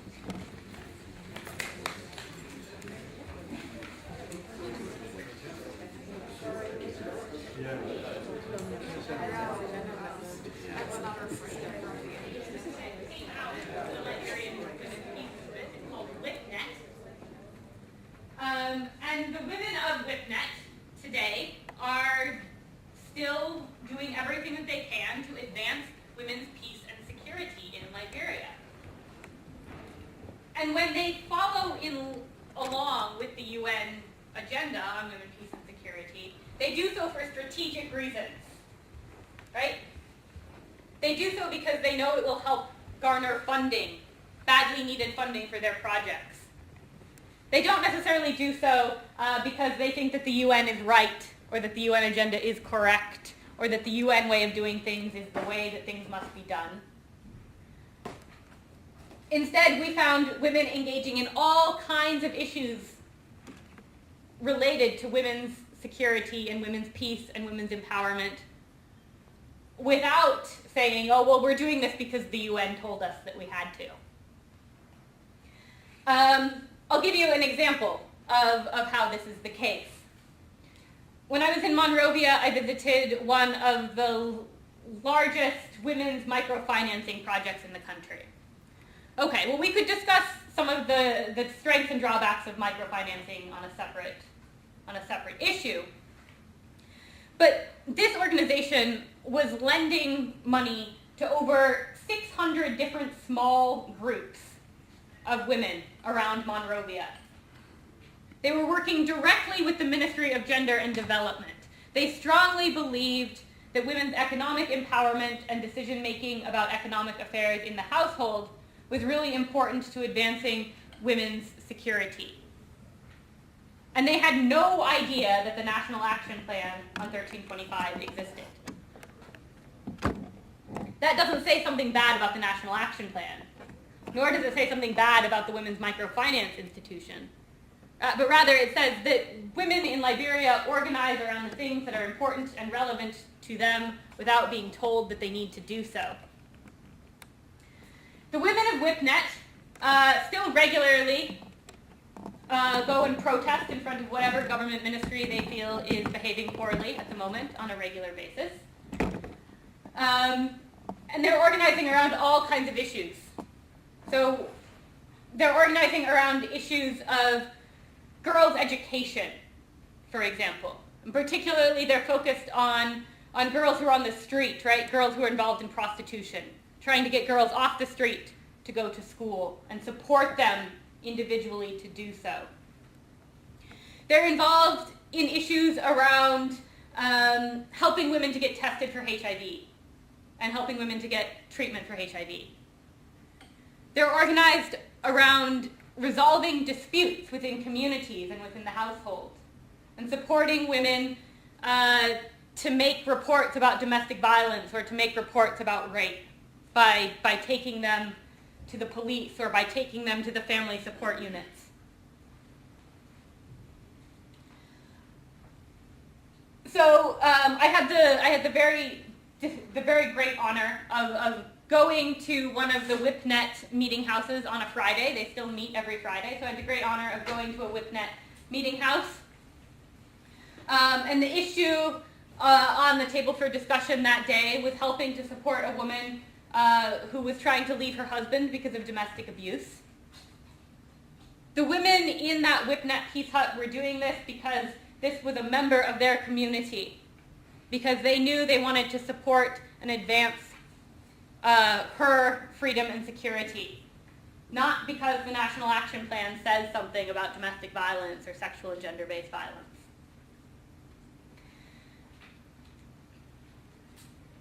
Women in Liberia are also organizing around other issues that the National Action Plan doesn't even account for, doesn't even think about. This is a group of women in Bong County in northern Liberia. They call themselves the Bong County Women. And it's made up of a number of different, it's an umbrella group for a number of different women's groups in this county. Bong County is home to one of the only maternity hospitals in the region. That maternity hospital serves a catchment area of 300,000 and has 30 beds. Women come from all over the region to give birth in this maternity hospital, partly as the result of a national campaign to help increase the number of women who give birth with the skilled birth attendant there. But the trouble is that this hospital is really overcrowded, right? And that particularly the trouble is that there is no space, no place for people who accompany these women, right? So if you're going to walk 4 hours or you're going to walk 5 hours to a maternity hospital, frequently you have someone who comes with you, right? Your sister, your friend, your mother walks with you to the maternity hospital. But then that sister, that mother, that friend has to sit outside the hospital until you give birth and until you can go home, right? So you sit outside with no toilet, with no cooking facilities, with no mosquito net, with no place to sit down. So the Bond County women decided that this was a real problem. And the maternity hospital didn't have any money, and they said, well, this is our hospital. This is our problem to solve. This is something that we can do something about. So what you see here is a group of women rehearsing for a talent show. They held this talent show and charged an entrance fee as a way to raise money. And after a long fundraising campaign, I'm happy to say that there has been a hut built on the grounds of this maternity hospital. That hut has a place to cook. It has a safe place to sleep. There are latrines out the back of the hut, and it is covered in mosquito netting. So now every woman who accompanies her sister, her daughter, her friend to give birth at this maternity hospital can sit in safety and in comfort while she waits. This is not something that the UN or the National Action Plan or the Women, Peace and Security Agenda says is important or that must be done. This is something that women do for themselves because they recognize that this is important for them. How am I on time? Not great. Okay.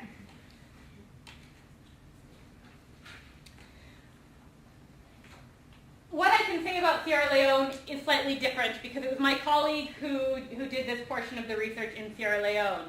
But what I can say about Sierra Leone is also really similar, in that women in Sierra Leone are also organizing themselves to address issues related to women, peace, and security without being told that they need to do so, and without taking the UN's word for what is important. So you see my colleague Helen here conducting an interview with the Port Loco Women's Security Group.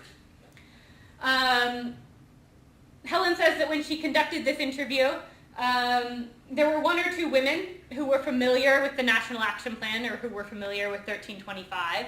But all of the other women were here because they believed that it was important, because they had an issue that was relevant to them, because they thought women's security and empowerment was something that they could do something about. The Port Loco Women's Group at that moment was particularly involved in a land dispute issue. So they were helping support one of their members to resolve a dispute over land. But the group also helps support women who are making complaints about domestic violence or who are raising issues of rape or who are trying to get their girls to stay in school. So they meet weekly to discuss any kind of issue that their members or the people in their community are experiencing.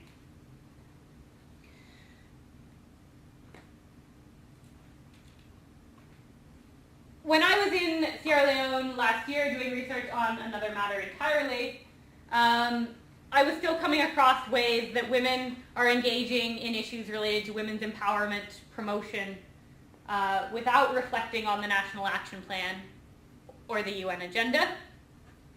So when I was in Sierra Leone, I was there not too long after Ebola.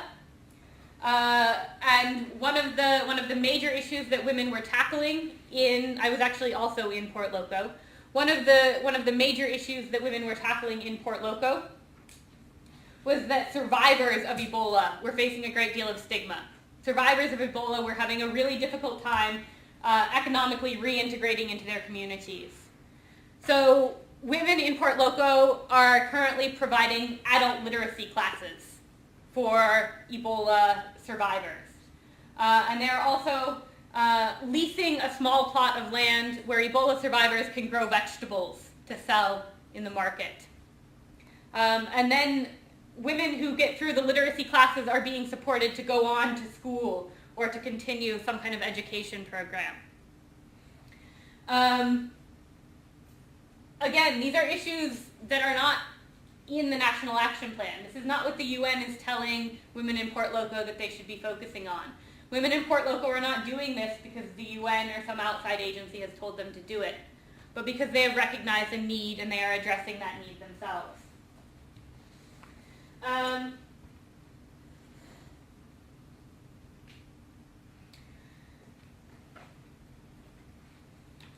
So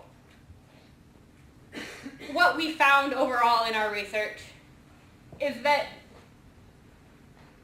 despite all of the good things you can say about this women, peace, and security agenda in the UN, right, that what it really boils down to is that, well, finally the UN has officially, institutionally recognized, as I said, what women have always known, right? It is not that the UN is providing a platform or a way or some kind of roadmap for how women should be engaged in advancing their peace and security interests.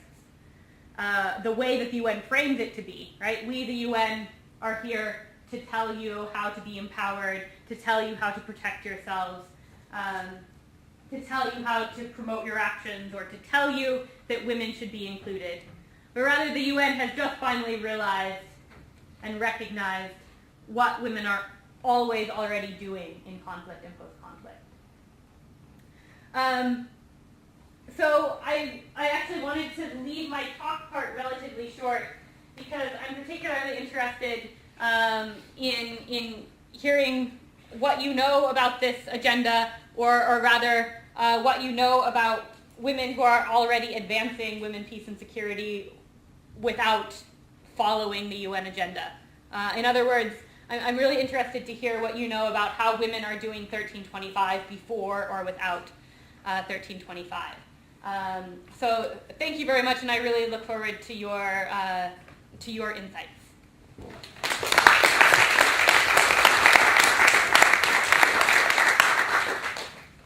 So, any comments, questions on that?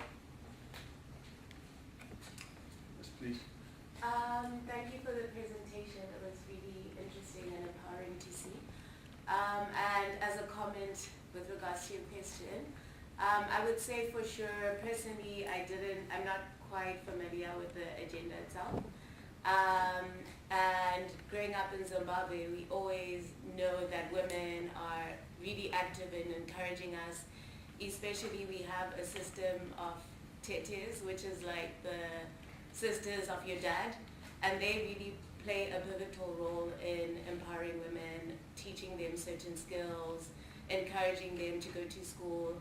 And now we're seeing a lot of documentaries being released about the, I think it's called the bench movement, where people with psychological issues or just societal stigma that have problems that they don't feel free to discuss with anyone can go and sit with grandmothers in the villages or grandmothers anywhere, local women. And these are examples of people that probably don't know anything about the 1325, but they're taking action and trying to empower their own communities and societies. Oh, that's a really lovely example. Thank you. Yeah. Anyone else?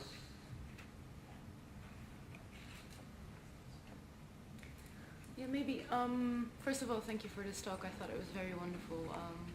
I'm also working, I'm doing research on the development sector, and I have a lot of similar critique that we always try, particularly in the Euro-American context, we always think that we know what's right.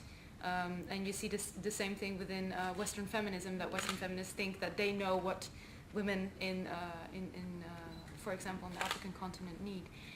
What could we do, maybe as researchers, but also as people, to try to make sure that these kind of stories get more frequent attention? Because I was really kind of bothered by the fact that this is such a lovely movement and I have never really heard of it before. And I think that says something, maybe about me, but maybe also about what gets attention here and what doesn't.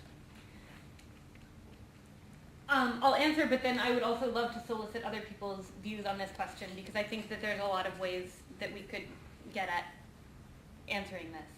I think part of the problem is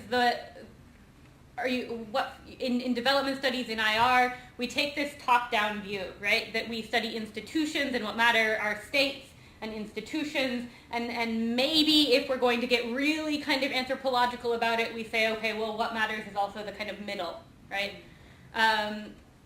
What I would say is that as researchers, even if you are researching institutions and states, that if you go to places, that you should also think about what is going on the ground, right? And that on the ground is really diverse and really big, right? So even if you go somewhere and you're doing research on top-down implementation of a development plan, that you as a researcher can also go to community projects. And what the trick here, I mean, what we found with this research is that women's organizations who were really well connected to the capital tended to be using and capitalizing on the language of 1325 and the UN.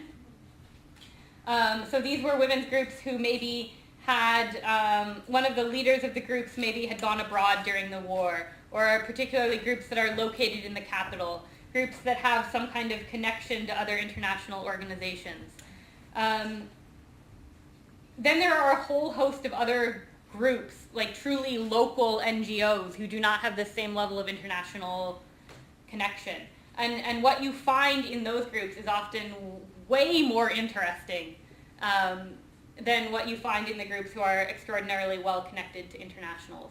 So I think that what we can do as researchers is try much harder to get to the groups that are hard to get at, right? Rather than just go to the groups that are well connected and have international partners, to get out of the capital, to try to engage with other groups. But I think that this is a question that probably should be effectively posed to the rest of the audience as well, because that is just one strategy. For me, my opinion is when you are talking about, for instance, maybe Europeans or American women going maybe to Africa and maybe showing the African women what to do and what to follow. For me, I wouldn't like to take it in a negative way, because the way of growing or the way of knowing your rights and everything depends or has a source somewhere. For instance, a European woman grows knowing most of the law. He has a lawyer.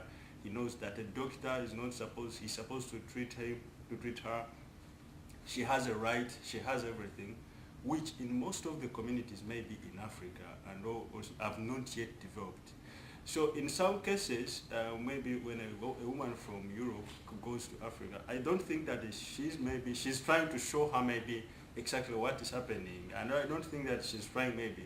For him, the root of everything, in my opinion, I think, is what we could now try to fight for, is to make sure that we develop the grassroots, knowing the rights. For instance, educating, you should embark so much on educating people, because this is all about people not knowing something. You understand? That's why you say that people who are connected, who are refugees in certain countries, know different things than people who are exactly in the village. For sure, those people don't know anything, and some of them don't know, and it's the truth. They have their way of doing them, but in some cases, actually, when you look at some situations, the world is going global, and the communities are affected by either external or internal or everything.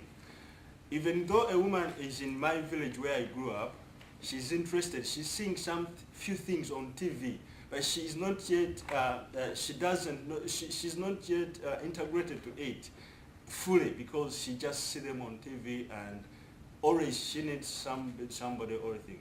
But when people grow up, like when girls go to school and they grow up and maybe fighting hard also to make our communities like getting like sensitivity programs, and they know their rights, I think it's most of the important things. But I wouldn't like to say that, for instance, when you go to like Liberia, You have grown up. You've known human rights. You've known your rights. I think you have experienced some of the ladies who even think that going to a hospital or going to a doctor is like it is a doctor helping her. Yet she sometimes has to pay also the money.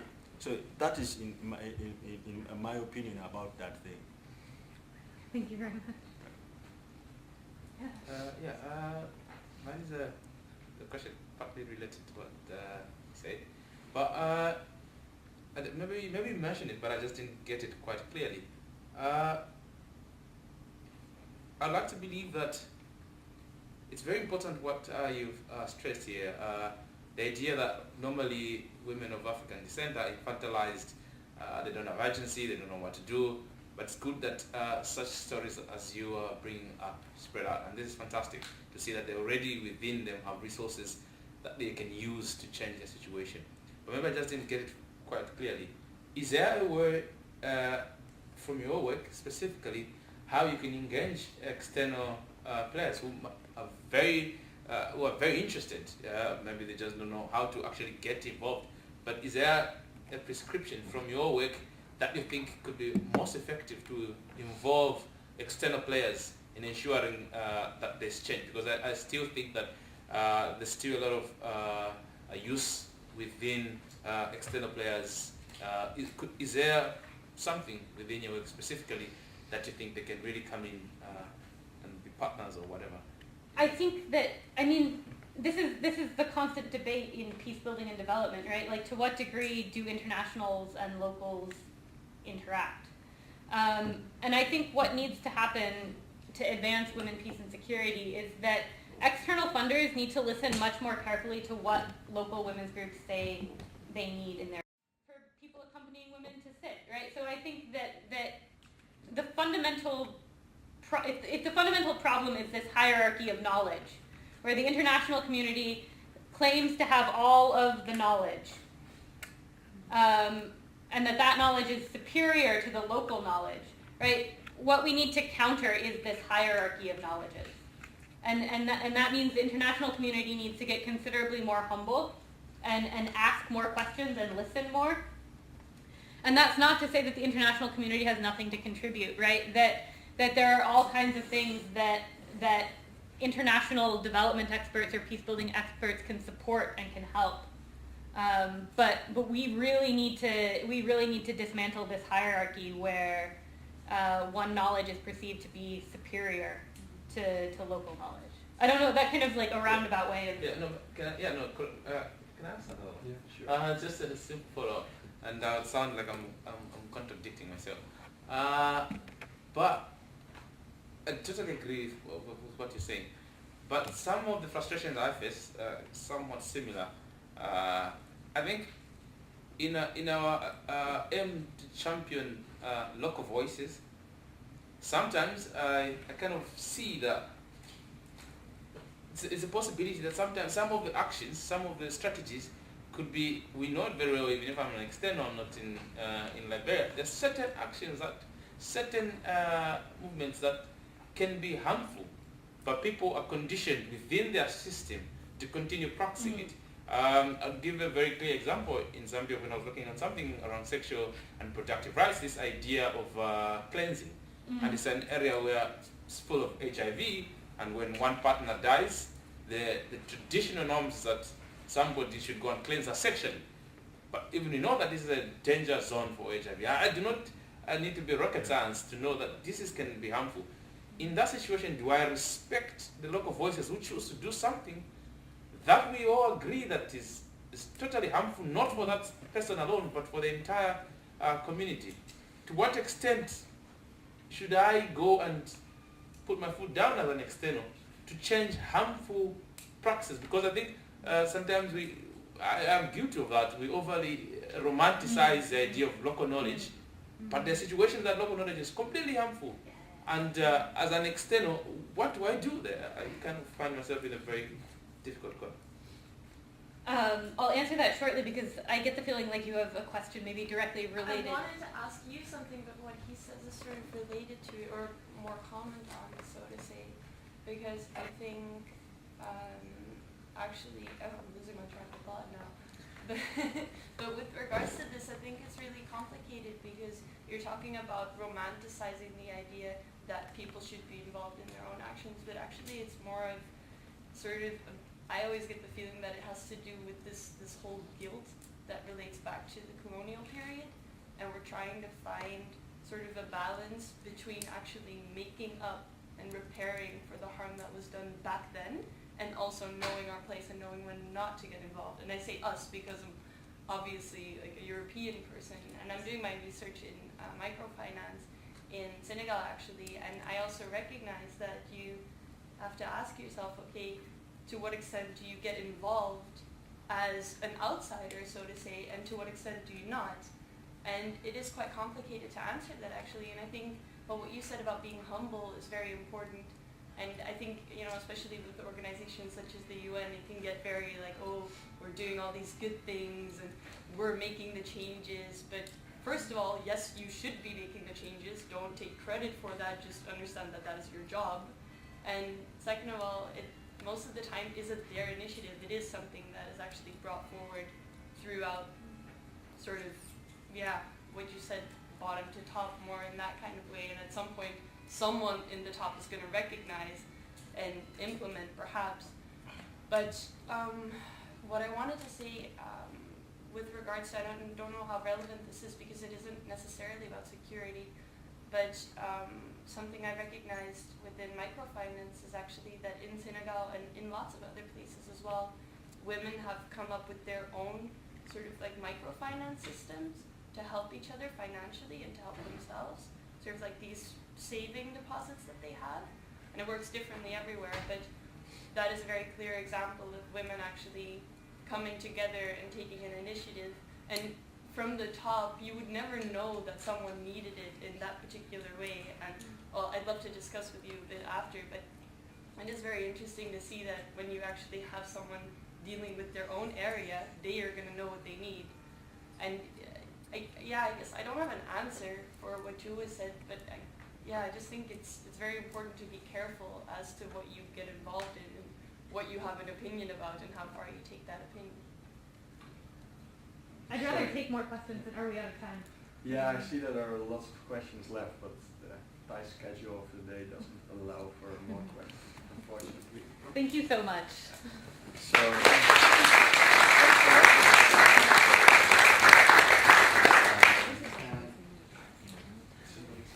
Thank you. On part of the ASC, we have a small present for you. Lovely. Thanks very much. Yeah. Thank you. Oh, sure. Yeah.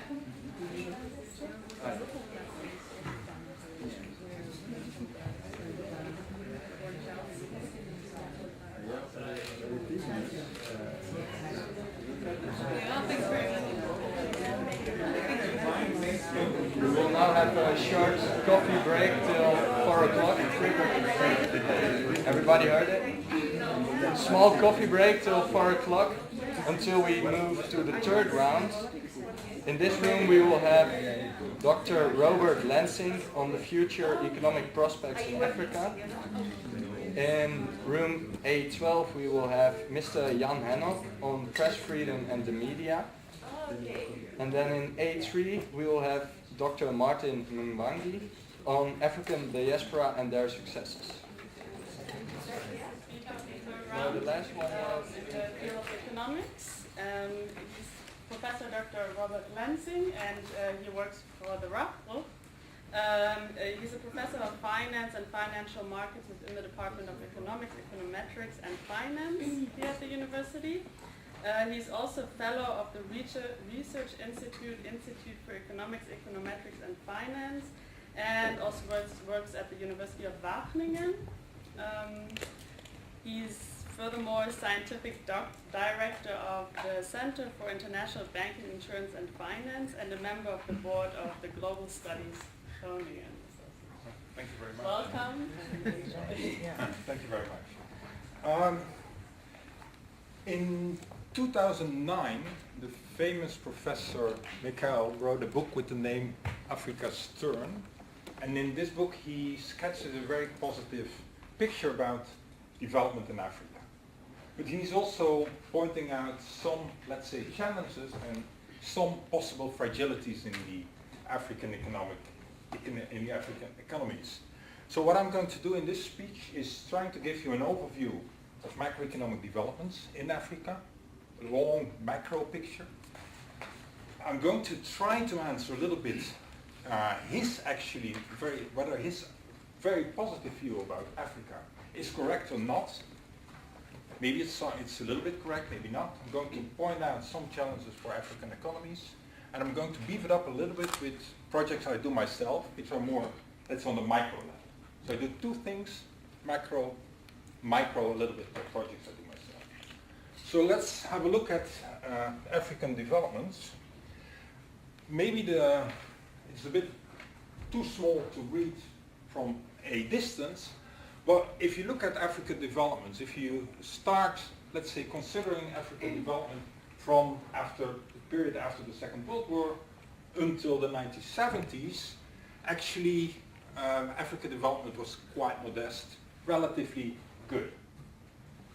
When I was, even before I was studying, when I was studying here and doing my undergrads, and I took the development economics classes, we all had to study the famous book of Murdo, The Asian Drama.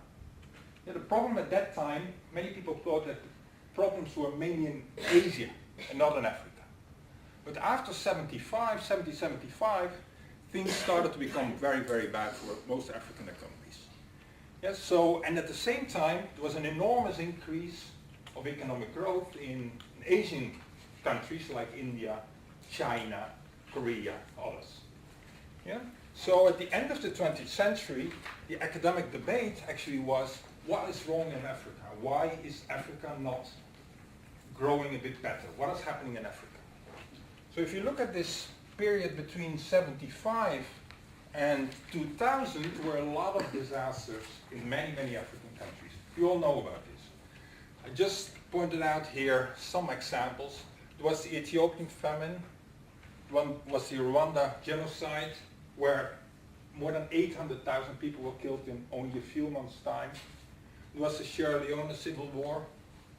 There was the Burundian civil war. So there are a lot of main big problems, resulting in very low economic growth rate in African economies. However, suddenly, if you look at the period 2000, 2007, 2010, there seems to be a boom in many African economies. African annual per capita economic growth rate, on average, for sub-Saharan Africa was above 3% per capita growth. So meaning that the growth rate, the average growth rate was about 6-7%. Very high. So at that time, it was well above world average. If you looked at the, let's say, the fastest growing economies in the world, maybe from the 10 fastest growing economies in the world, 3-4 were actually based in Africa. So that period, Michael wrote his book. And he actually tries to answer the question, what explains the increase in growth in this period? And is this a break from the past? Will it last? Yes or no? Now let's try to deal with a couple of those things. Let's first look at possible explanations of the growth rate in Africa, especially in this period. Let's start there. I think that the first thing what happened is that since 1991, Africa has become much more democratic. So if you look, there is the UN has this famous, let's say, index on democratic freedoms, and in the beginning of the 80s, Africa scored the 6 on an index from 1 to 7, meaning that most countries didn't have any democratic involvement at all. If you look at the index in 2007, the index had jumped to 4. So there's an enormous improvement in democratic involvement in different ways. For instance, were much more opposition parties, open discussions, etc. So this was maybe one reason for more positive development in Africa. However, what we see the last years, and already actually starting at the end of the 2000s, there are also some fallbacks. Kenya had quite a bit quite a lot of problems. Current developments in Ethiopia are not so positive. Yeah, South Africa, which was obviously had an enormously positive change after the breakup of apartheid, but at the moment you don't know what is happening, so you don't know. A second possible, I think, important reason for the economic growth, the fast and the high economic growth rate in the beginning of 2000, was related to global economic developments. Two things were, I think, here important. First, China. International trade, the total Asia-Africa trade increased to more than $100 billion in 2006. From very low levels. Asia-Africa trade was almost non-existent. It increased enormously. I'm not saying that it's always good, but it gives economic growth. Maybe not inclusive economic growth, but it helped to improve, let's say, stimulate economic growth rate. There's also a huge increase in foreign direct investments. Again from China. Many Chinese firms were investing in Africa. Not always in the good projects, not always in a good way, but it stimulated economic growth. A huge increase. Another, maybe even more important reason for the enormously, let's say, increasing growth rate was what happened with the commodity prices. There was a huge increase of the oil price. The price of oil tripled between 2000 and 2006, which had a very, very, very positive effect on the oil exporters like Nigeria, Angola, especially Angola, Chad, Sudan in a way, Gabon. So the oil price increased, but it was not only oil price which increased, all commodity prices, let's say important commodity for African countries went up.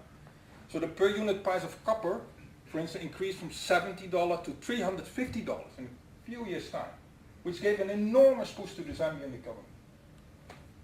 The coffee price jumped from 41 to 130, which was very good for Kenya and other Eastern African countries. Yeah? So global economic developments were very important. What more? The role of foreign aid, you can ask. What about foreign aid? Now, unclear what aid can do. I can talk for hours about foreign aid. And clearly there are views on foreign aid are extremely diverse. Some people like Professor Sachs, who's really an advocate, would argue that foreign aid is very, very important. Others, like Easterly, would say no, foreign aid is a disaster. So views change quite a bit. We don't know the answer, but I do think that foreign aid didn't play a big role in the success in the beginning of the 2000s. It simply cannot be. Why not? Growth increased tremendously from 2000 to 2007 in a period where aid decreased by 50%. You have to come up with a really, really difficult story to explain, to argue that foreign aid was a reason for the increase in growth in the beginning of the 2000s. However, obviously, that doesn't say that aid is not important. I'm not arguing that. To the contrary. Yes, aid can be very useful in certain areas. For instance, subsidized health interventions, malaria preventions, bed nets, so many randomized control trials going on where they show the big advantages of especially health interventions and use aid for subsidized health products. Deworming is a good example. Subsidized education, use aid for it. Subsidized research, I come back to that. This is, let's say, a questionable issue, but I think you should do it. I come back to that later. Subsidized research in drought-resistant crops. I know many people don't like that. I come back to that later, why I think it is important.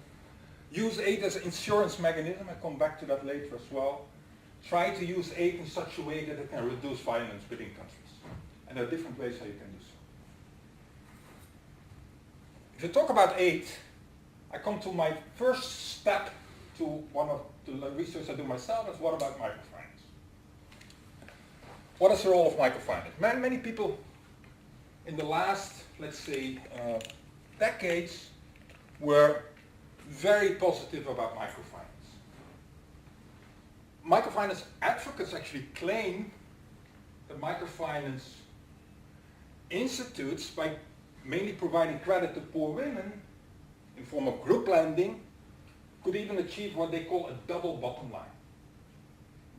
It's kind of a miracle.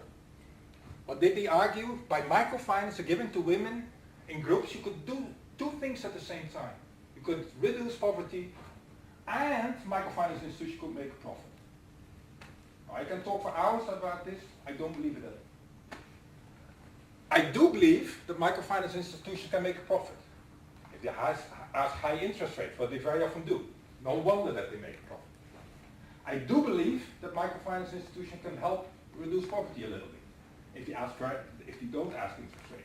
But the two things at the same time is not possible. You never see it. But let's talk about one thing, and that's more important for now. So to what extent can microfinance reduce poverty? Does microfinance reduce poverty? Now, we all know, maybe not, but until recently microfinance was extremely popular. Yes, so people argued that it's kind of a magic bullet against poverty. It can lift millions of people out of poverty. The UN even declared in 2006 as the year of microcredit. Humus, the founder of the Grameen Bank, let's say the founder of the original idea of group lending, microfinance, got a Nobel Peace Prize. So the view on microfinance was extremely positive. However, you may know that recently many practices of microfinance institutions are subject to ethical concerns. Many microfinance institutions ask very high interest rates, lead to indebted countries. The policies of loan managers to microfinance borrowers were very harsh, so they push people to pay back much too far. There are even suicides because of repayment problems with that microfinance institution. This is too bad a picture. However, you see this kind of a wave where in some years microfinance was a kind of a magic bullet, a panacea for solving worldwide poverty problems. Suddenly, the press turned around and started writing about microfinance is actually very bad. Obviously, both stories are not true, somewhere in between. The problem we are facing with is that there's almost no good studies about the impact of microcredit. There simply are no good studies available. Let's say the rigorous research on microcredit started maybe 5, 6, 7 years ago. Until now, I think that there are only 7, 8 relatively good studies published on microcredit. They were all published in the top economic journal 2 years ago. There were 6 studies covering 8 countries: Bosnia, Herzegovina, Ethiopia, India, Mexico, Mongolia, Morocco, Philippines, and South Africa. They show consistent results.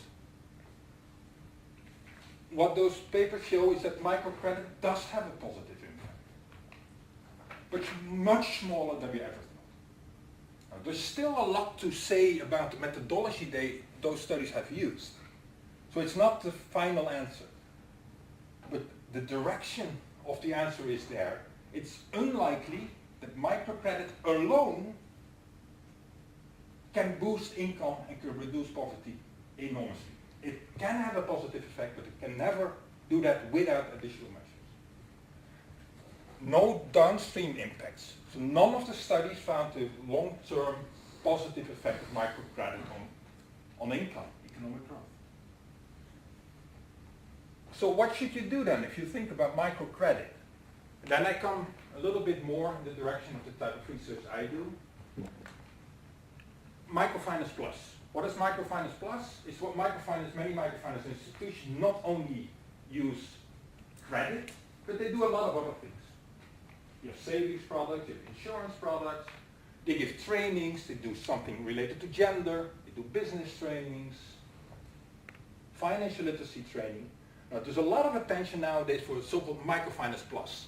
The importance of trainings and education in addition to credit.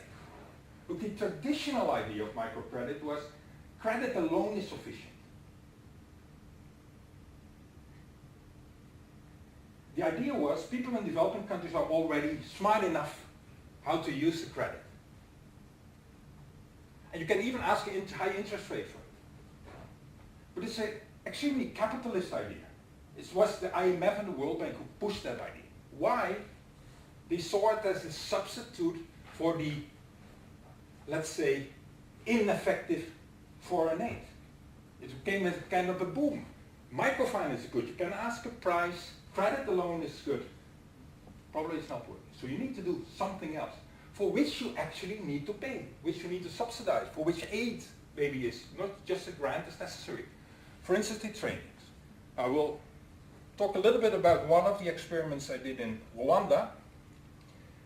What did we do in Rwanda? We tried to combine microcredit with a financial literacy training to see to what extent the combination of the two has a positive effect on behavior, income, savings, investment, starting new businesses.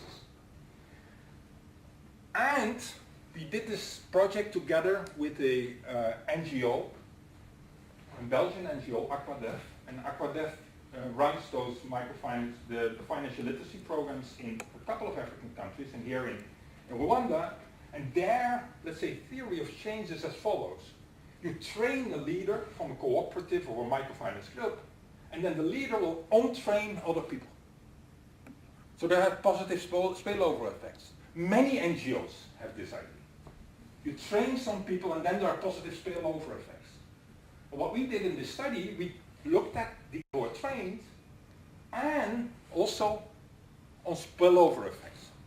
We did that by using a randomized control trial, so we'll not go into detail how we did so, but I just want to point out the results we found. Now, this is all what we did, where the financial literacy training was a week training, 5 days. We trained the, let's say, the leaders of cooperatives, and we looked at spillover effects, and there were control groups, and we compared everybody with everybody. And what we found very positive effects of the training on those people who are trained. Much more positive effects actually than other studies found. The reason probably is that we trained the group leaders. The group leader is a kind of a selective group. Maybe no wonder that we found big effects, but still very positive. We found positive effect on financial knowledge, savings, borrowing, startup of new activities, very, very positive. The NGO delivering the training was very happy with our results. Yet, however, we didn't find any spillover effects, not at all, whatever we tried, nothing. Maybe our sample was not big enough. Maybe information simply doesn't travel that easily. Maybe this idea of many NGOs that information travels between people is not so simple. Maybe you need to stimulate that the information goes from one to another. Maybe you need to tell people, if I train you, and if you then train somebody else, I'll pay you some money.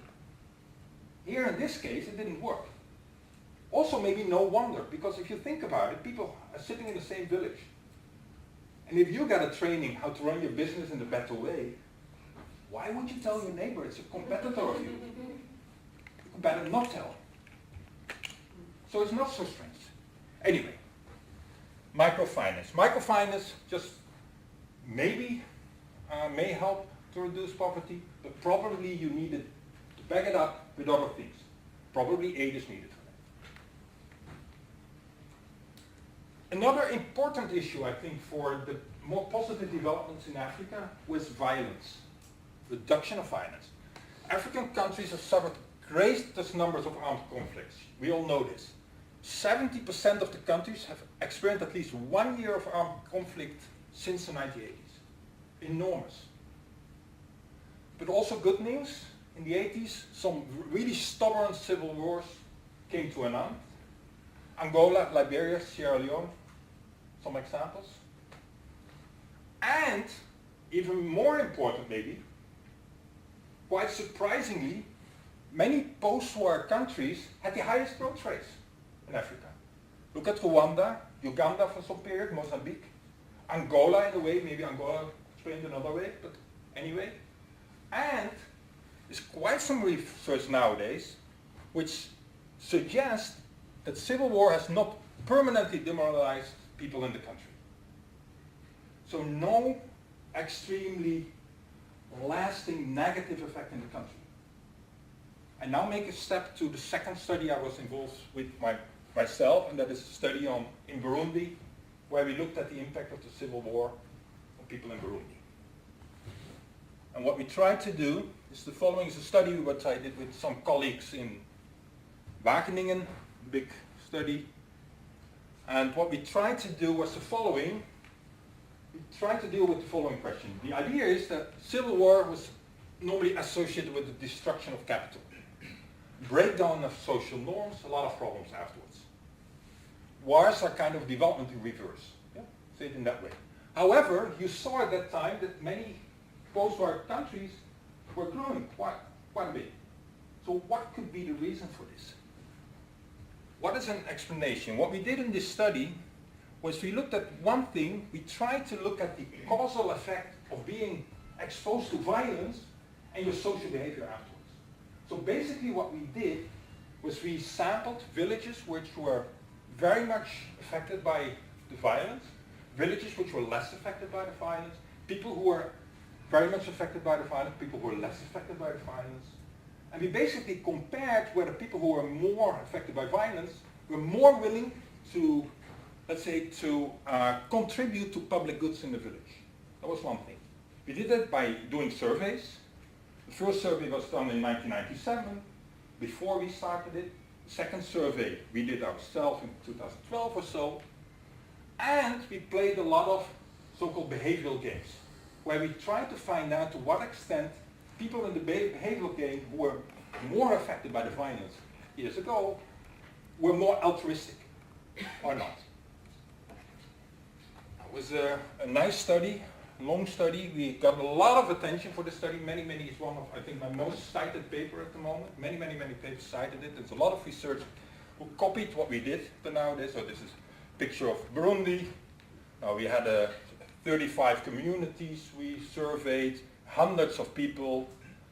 We did a lot of months of experiments, so it's a quite big sample. And we did the experiments we did in schools. This is, at least I have one picture. I was there, so this was a picture in a school, and another one. But the most, let's say, what we didn't thought of in the beginning, when we were analyzing the data, I still remember Maarten Voors, my colleague of Groningen, he did the first analysis, and he came, I was sitting in Groningen with my friend Erwin Bult, and he came to our office and he said, I analyzed the data, but there's something wrong. I find a positive effect on violence on altruism. Cannot be okay. And then we started thinking and reading about other papers, and that was actually not so strange. Yeah? So what we found, the participants exposed to violence participate more in public goods, were more altruistic. Two things may be important here, which may bring down our story a little bit. First, people who are really affected by the war don't live anymore. They simply die. So we have what we call attrition problem, a big attrition problem. So the journal where we had to publish this paper was really fighting about this. You say you have an attrition problem, so it's not really random, so how can you say this? Another problem is that this result may not be that bad, not strange, but people become more altruistic to fellow members in their village, which is not so strange. Maybe not to outsiders, outside the country. That is what we didn't test. Yeah? But after our study, many other teams from the US did the same study in other countries affected by civil war. They found similar things to be found. So apparently, in certain circumstances, big violence doesn't mean that it has forever a demoralizing effect on people. Okay. So the findings, in a way, highlight incredible resilience of African households. However, despite those success stories, we all know this, there's still ongoing armed conflicts. Gravest threats at the moment are in Congo, which is a direct result of the Rwanda-Burundi war. Sudan, still problematic. The The question is, what can you do about this? Maybe not so much. Maybe one thing. Several studies point out that external factors are actually very important for, let's say, bringing about introducing violence and civil wars.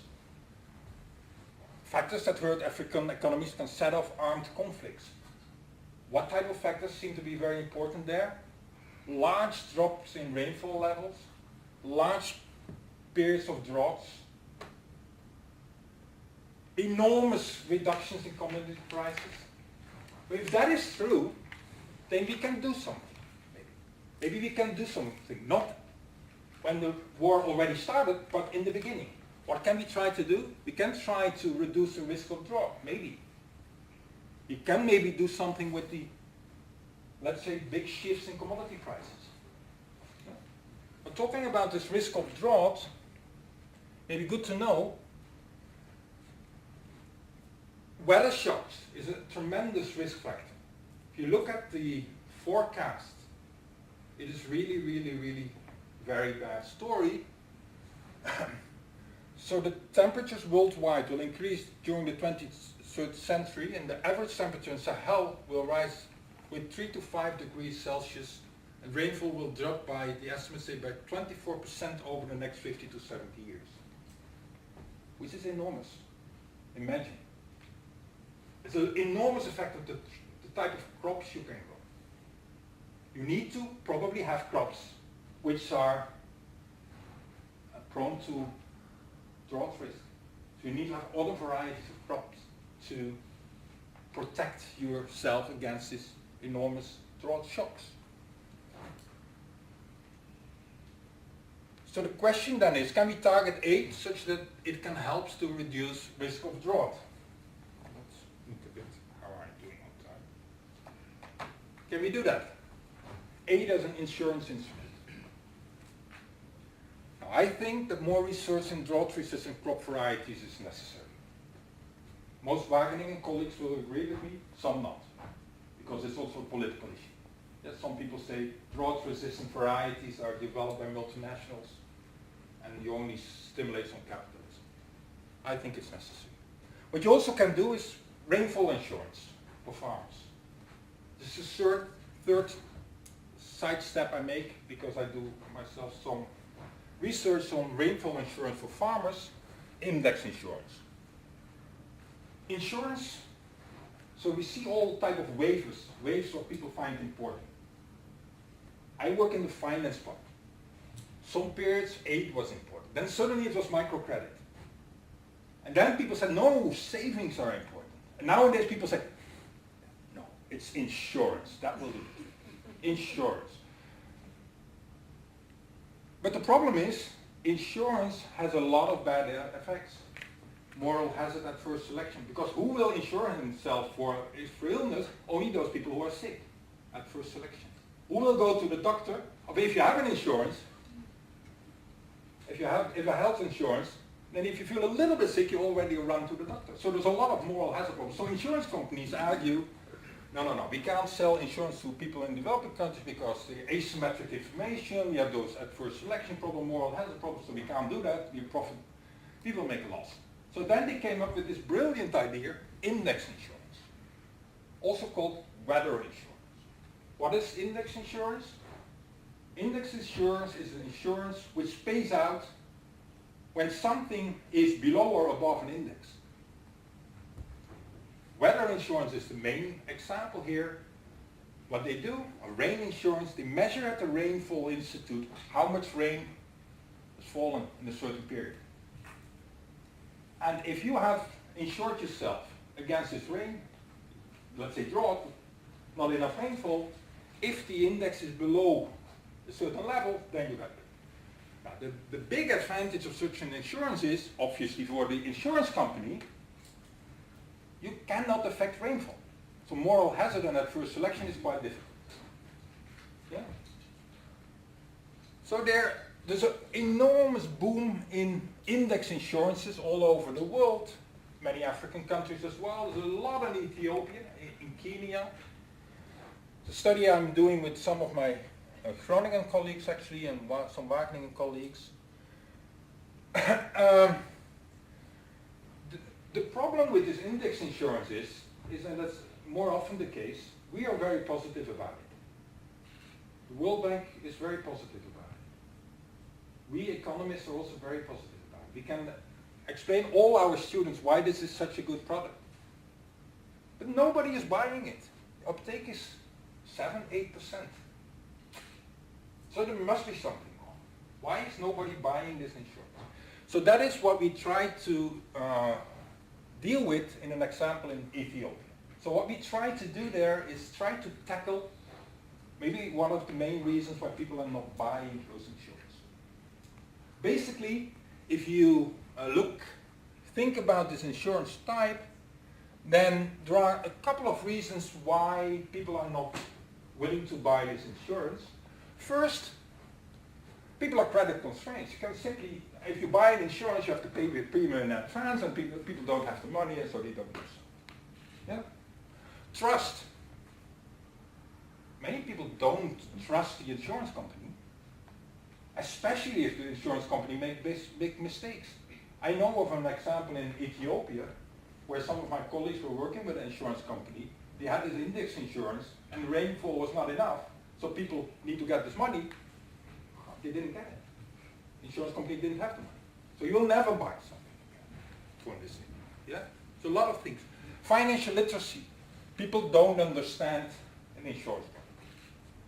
You try to sell an insurance product, which is a difficult financial instrument, to people who can hardly read. So you have to explain what the product does.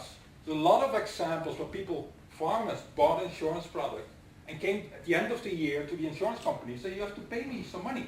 The insurance company said, oh yeah, but the rainfall was enough.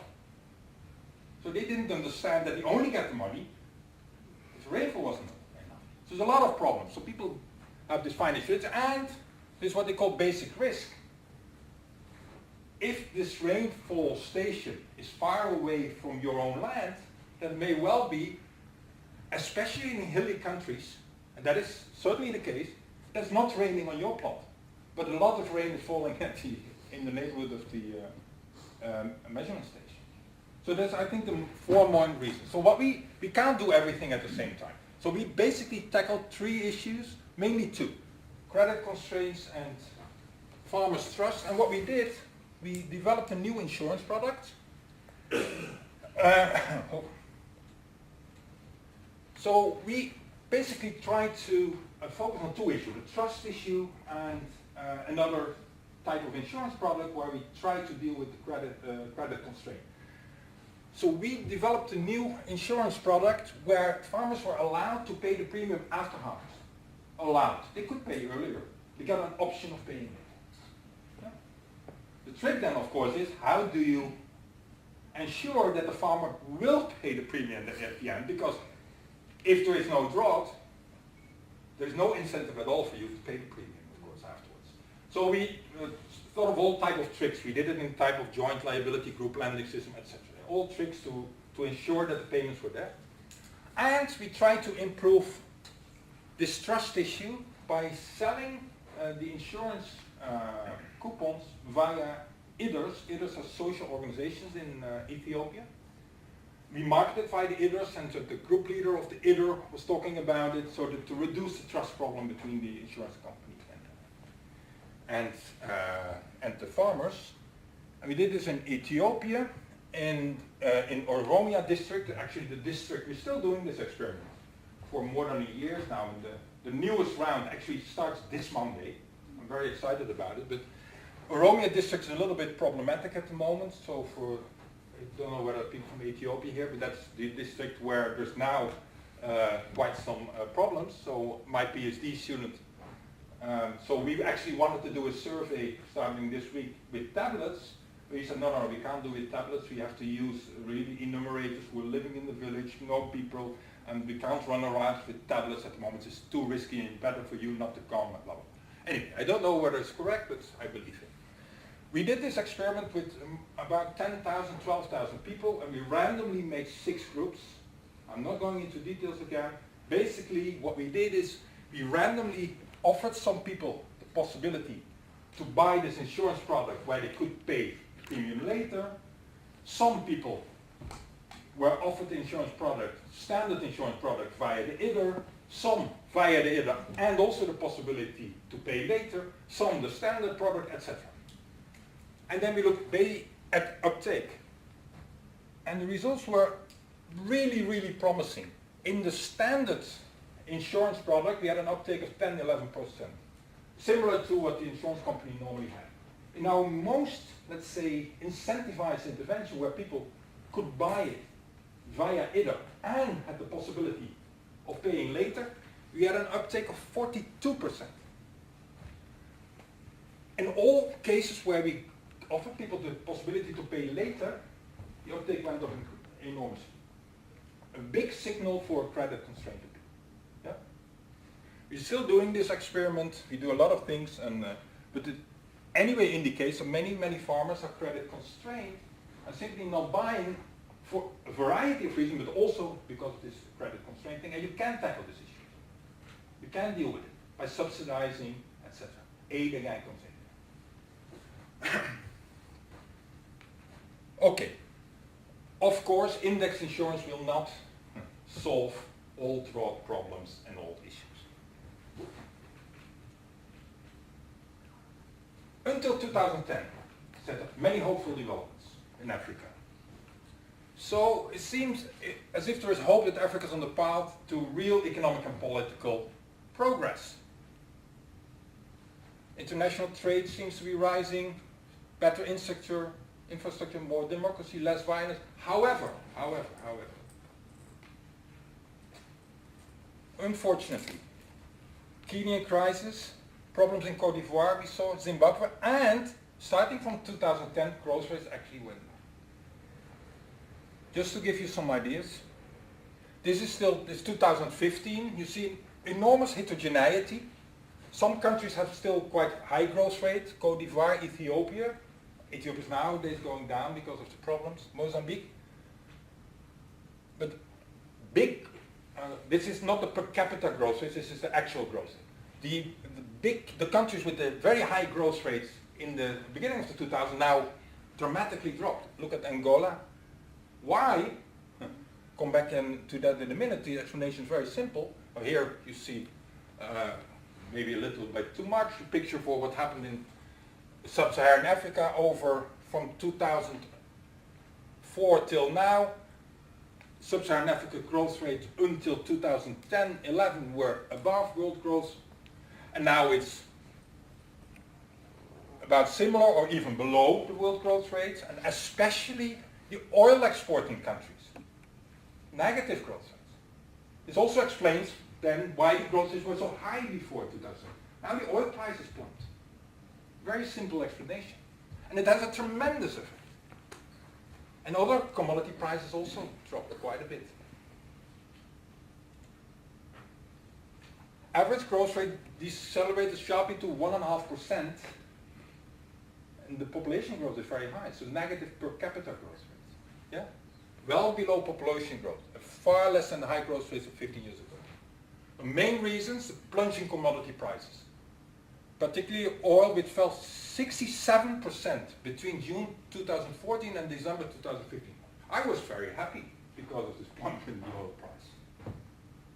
Because of course, if you use our car, it becomes a bit cheaper. But if you look at this, you feel ashamed. Yeah? You feel ashamed about this. Yeah? Fortunately, there are heterogeneous developments as well. Not all countries are doing bad. Yeah, Cote d'Ivoire is still going quite well. Ethiopia, Kenya, Rwanda still quite a bit. But the commodity exporters are under severe economic strains, including the three largest countries, Angola, Nigeria, and South Africa. They're really under economic strains at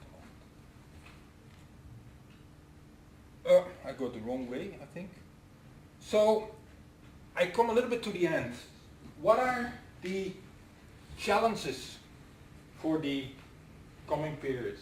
I think there is a lot of challenges, but three things are, in addition to what I've talked about, maybe also quite important: population growth, urbanization and migration.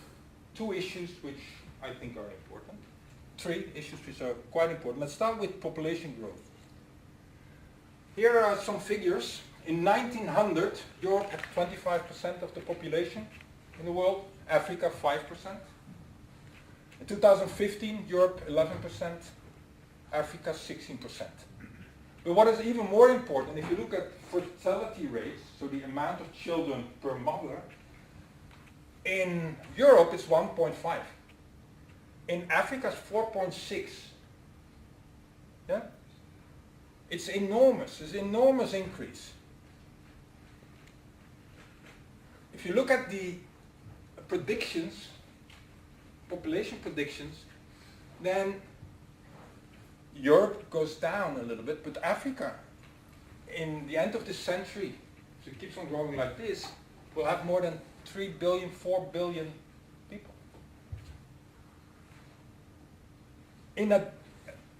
This is enormous. In addition to this, there's a huge urbanization. Many people go to the cities. In 1600, where 10% of the people were in Africa were living in the urban areas. In 1960, 20%. A little bit went up in 3 ages. Now then in 2015 was 45%, and now they expect 70% of the population to live in urban areas in the end of this century. And I had another figure where I found really astonishing. If this growth rate goes on, and what they expect that Lagos in Nigeria will have a population between 60 and 75 million in 2050. It's enormous, imagine. And this puts an enormous strain on agriculture, crime in the city, all type of things. Yeah? And obviously you have a lot of young people going into the city. What are they going to do? Migrate, some not. There's a lot of problems. So all urban people need shelter, food, water, energy. Most urban people are young, impatient and full of energy. So what are they going to do? It will create an explosion of demand for goods. If everybody, normally, so who is going to grow the crops for all those people living in the urban areas? It will put a stress on the hinterland, on the agriculture, on the rural areas, but also on imports. Or will we have an en masse migration of Africans? You don't know. You look at the migration figures. 2012 there were about 40 million Africans outside. In 2015, 60 million, so they increased quite a lot. Many of them are not refugees, by the way. So I'm not talking only about refugees. It's just African migration. And a lot of migration is within Africa. Yeah? People are going from one country to the other. So if you talk about migration, it's not all going to Europe. It's all within Africa a lot. And it's not all refugees, certainly not, but still quite a bit. But it can put a strain on the African economies. Okay, coming to an end. Let's see how I do in terms of time. I think that indeed there are many positive developments in Africa. High economic growth rate until 2000. Conflict, droughts, subsidized health, education intervention for small things, not small things, but for helping people. Promote agricultural adaptation to climate change, develop drought-resistant crop varieties, and do everything possible to stop wars. But I don't know how. I leave it at this. Thank you very much. I'd like to thank you very much for this presentation, and maybe take the last 5 minutes if you still have questions. Okay, you talk about problem solving, yeah? What's my question? What do you think about inter-African trade and effect on industrialization? I see that as a possibility. Yeah, I think so too. It is certainly one of the possibilities. However, inter-African trade is still not that big. No, of course. But it is growth, of course. I think you should try to do that. You should try to develop. Is it our policy? Yeah, you can, and you have all those trade, let's say, areas, and there's something going on there. But Look, I think that I'm very positive about the population growth. I see that Africa is integrating economically, and I don't see it as somber. I think it is important that it's maybe important also. You need to have, I think, a kind of engine around you. Exactly. So maybe South Africa can be that, and so it's very difficult for countries who are all very poor. You cannot. So you have centers, for instance, Kenya, maybe Kenya, South Africa, Nigeria, and then you have Angola. Those are growth centers. Yeah. So there's it's obviously there's one caveat, of course, there, and then I'm talking a little bit as an economist. We economists would normally always say that you should specialize in your comparative advantage, and you should stimulate African within African trade, but avoid, let's say, to make it impossible for cheaper products coming from somewhere which you cannot make yourself. I mean to say, I mean that, look, for example, because I had an example. I saw in Ghana a market importing the second-hand clothes. It's a very big market, and people coming from different countries buying. But on the market, I saw this men, for instance, sewing the clothes, making it smaller, bigger, dynamically. And I said to myself, that gives me hope only if you can translate that concept in a real modern African concept. And if you look at the centers, which I just told you, I believe strongly that the inter-African trade is a solution. But what we must not do is, for instance, say because you are importing second-hand clothes, that you just put high tariffs and then kill that industry. And that is what I said they're doing. The thinking is too, there's a make of a mistake. When they say you have to buy what is made in the country shelf, I say no. The country have to adapt to what is importing. I mean, so you have to think about a good infrastructure and cheap energy. Those are two most important aspects. And I said get that right, and then pan-African thinking, like Dangote, for instance, I think I see positive. Okay. Thank you. Yes, I'm very interested in China-Africa relations, and I think you mentioned before that China was also very important in economic growth in some African countries at least. And I was wondering what you think about this Chinese involvement in some countries on the long run, especially in the cases of Angola and Sudan. Because indeed, of course, the results are already there. They also invested a lot in infrastructures and so on. But it is also, myself, I don't know what to think about it. I'm quite skeptical of...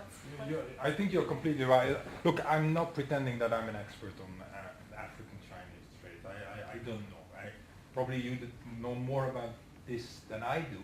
What I've seen, and I do on the one hand, I find it understandable that many African countries start trading with China, because we as a Western economies always had a lot of additional demand. So we actually pushed them away from us in the direction of China by saying you only get the money if you use it in an environmentally friendly way, whatever. Obviously, I like that. We shouldn't use money in the wrong way, but for African economies, it's much easier to get the money from China.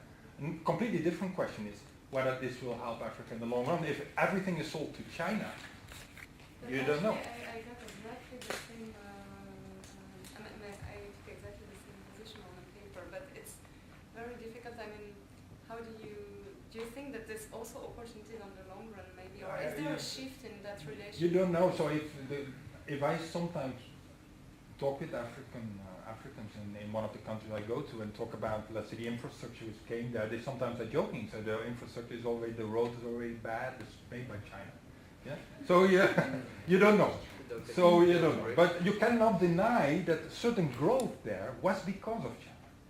And I'm not so happy about it. But first, I don't know precisely what the long-run results will be. And I also think that it's caused partly by what we did with Africa. We pushed them away.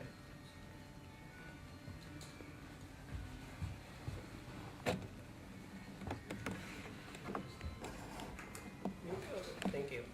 At the end, you listed purely economic problems as African problems that needed to be solved. I'm a simple economist. Yeah, I understand that, but oh, you're just saying. I understand that, but there are equally or even more important factors that drive economic growth, sustainability, or those kinds of things.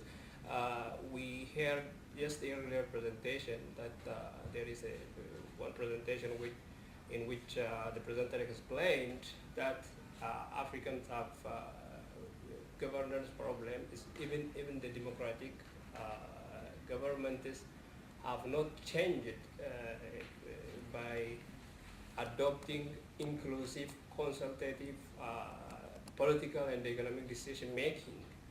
I come from Africa, Ethiopia, especially the country you talk about a lot.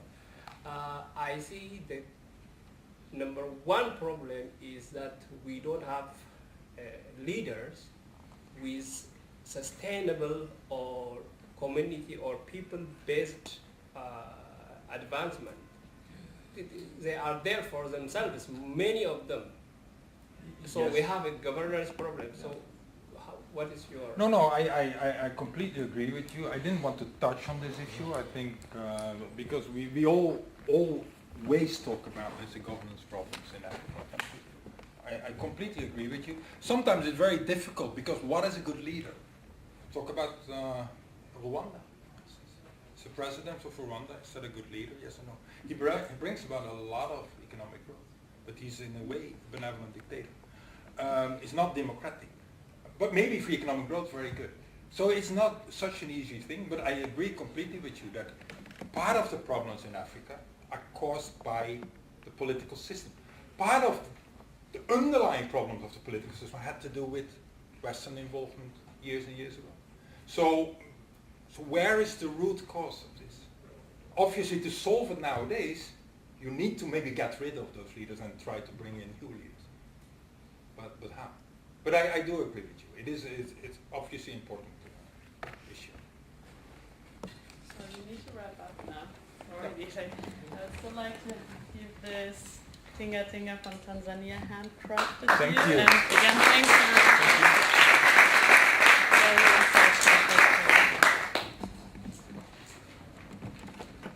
Comes to an end as we are approaching to the end of this captivating and enlightening event. I would like us to reflect about the point of today's symposium, and I would like for all of us to engage in a 5-minute conversation with anyone who wants to tell me about the take-home message that they've taken today so far, because I have a lot to say, and I'd like to hear from you guys. If anyone wants to share their ideas or contributing to today's event. Is there anyone who would like to, any brave soul? Yes? It's important to focus on that community. Community, that's very important. I think the communal sense of the whole diaspora context helps us to create a bond of sensitivity and a sense of belonging to the African culture. I think that's a very important point that's raised over there. Is there anyone that wants to add something else to what our dear colleague just raised before we give the vote of thanks? Yes, Mustafa, was your hand raised? Oh, okay. Yes, Lukman. Well, maybe we should focus more on humanity. On humanity. In the sense that we are all human beings, and as far as we are humans, our needs are more or less the same. So if we focus on satisfying one another's needs, then we don't have conflict in any way, in my own perspective. Yes. Wow. That is interesting and broad, but I like it. I like it. I love it. I love it. Humanity. Yeah, I think we all have a role to play in the discourse of humanity. We are all. That's one thing we all have in common here. We are all humans, and we should try or to generate and to help other humans in that regard. I saw extra hands over there. Yes, Abdi. I heard a couple of times that today's message includes that Africa's tomorrow is in our hand. And I personally felt that this kind of feeling started some time ago, maybe especially last year. It has kind of grown with what ASC is doing. So that is what the feeling I'm taking away from the symposium, and I kind of feel, I need to take that into my hand, maybe ask for cooperation and do something different for Africa tomorrow, for tomorrow's Africa. Thank you very much, Abdi. What Abdi? Yes, Mr. Faisal. Yes, finally. Change of heart. There are two things I would take. Yes. The first one is that we need nuance. It's extremely easy to look at things in a very black and white way. But in all things, particularly regarding matters that have to do with our identity, we need nuance. The second one is, for all that it takes to love Africa, you need to also think well about yourself. And this is perhaps something that we do not do too often. We have had this discussion several times. But it all begins with thinking well about yourself. And this is something that we should always try to do. Definitely. Thank you very much. I think each and every one of you made very valid points. And before we go ahead to the vote of thanks, I will also add my contribution to it. I think African identity, or diaspora in the concept of diaspora, is very complex, and we all have a role to play. All of us being here. Yes, hand was raised. Yeah, I wonder today one thing. Yes. The line in Africa between Black Africa and the Maghreb. At the northern part. Yeah. Is that in the program special choice? Excuse me? Is the special choice that a line between Black Africa and the Maghreb? Because today we don't talk about the Maghreb is also part of Africa. Yes, it is. But then when we are speaking of Africa, we all have common problems and issues. No. And we are all aspiring to get to a certain level. And I think when we are speaking in Africa in that context, we try to include everyone. We include everyone in the matter as much as we can. Yeah. So I missed it. Because there are a lot of the same problems in the Of course, north. yeah, absolutely. Yes. Thank you very much. And I'll call upon the Vice Chairman of the ASC to invite to give the vote of thanks. And yes. Okay, so as you can all imagine, creating an event of this magnitude could not be done by just one person or two people, even a group of people. It included a vast majority of different organizations and different people who all contribute to making this event the success that I think we will all agree that it has been. So first of all, we would like to thank the University of Groningen.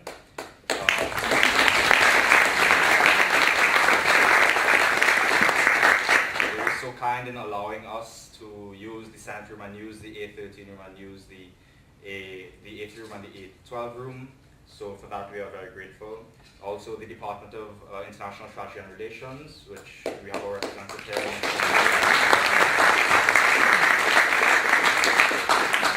Next, also a big round of applause for the globalization studies of Groningen. They also assisted us immensely, and for that we are immensely grateful. The company Sintan IP, they helped us with our writing material and also, basically our pens and also towards our writing material. Then of course, we have our speakers. I'm sure all of us learned immense amount of knowledge today that we probably did not know beforehand. So let me just read off the list. Dr. Wim van Binsbergen, who gave us our introductory opening. Then Mr. Akinyinka Akinyode, Mr. Muziyama Chulwe, Dr. Nikki Pao, Dr. Caitlin Ryan, Mr. Innocent Mwaka, Miss Gerda Kuiper, Dr. Martin Mwani, Mr. Jan Henop, and Professor Dr. Robert Lenz.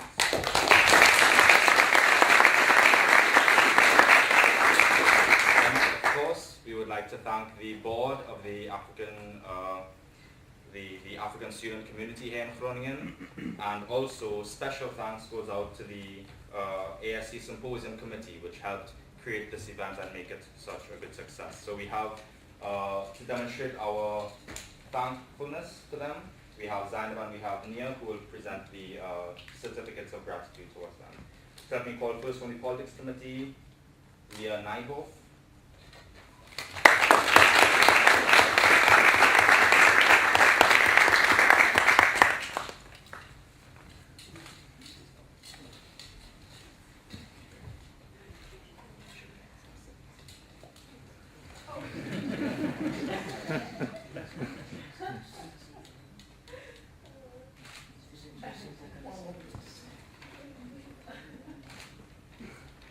Then Alvaro Sotillos.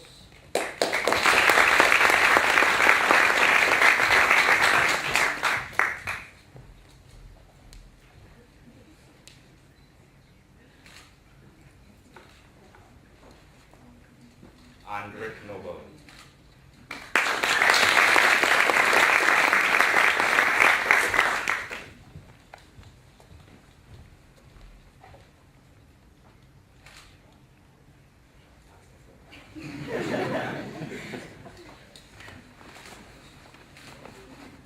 Thank you very much.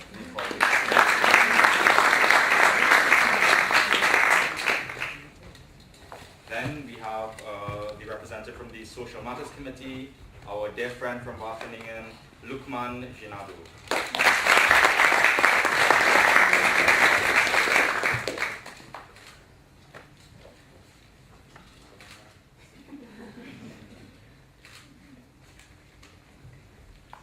Then from the Economic Matters Committee, we have Verena Nitschke.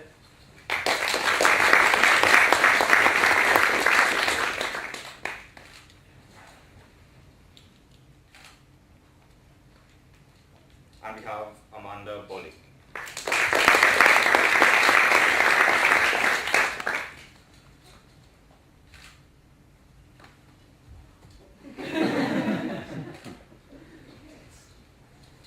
And lastly, but definitely not least, we have the PR, basically the sole person in PR, Olivia Lomeyer, who has done so much.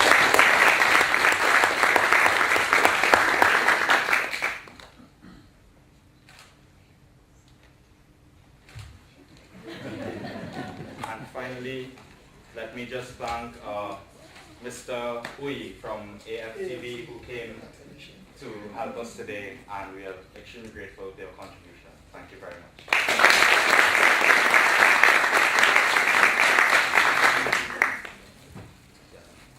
Okay, so just to close now, I'd like to thank the most important part probably of this entire symposium, all of our participants. You've helped make this an extremely gratifying experience, and we are truly grateful for you guys coming out and partaking in this event. So give yourselves a big round.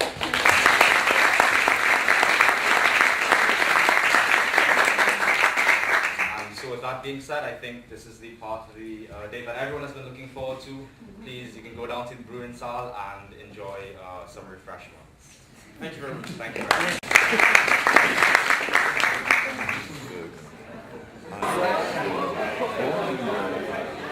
In the North Atlantic region, but reborn in Africa in a way. I've spent half my life there and speak African languages and know a number of African cultures.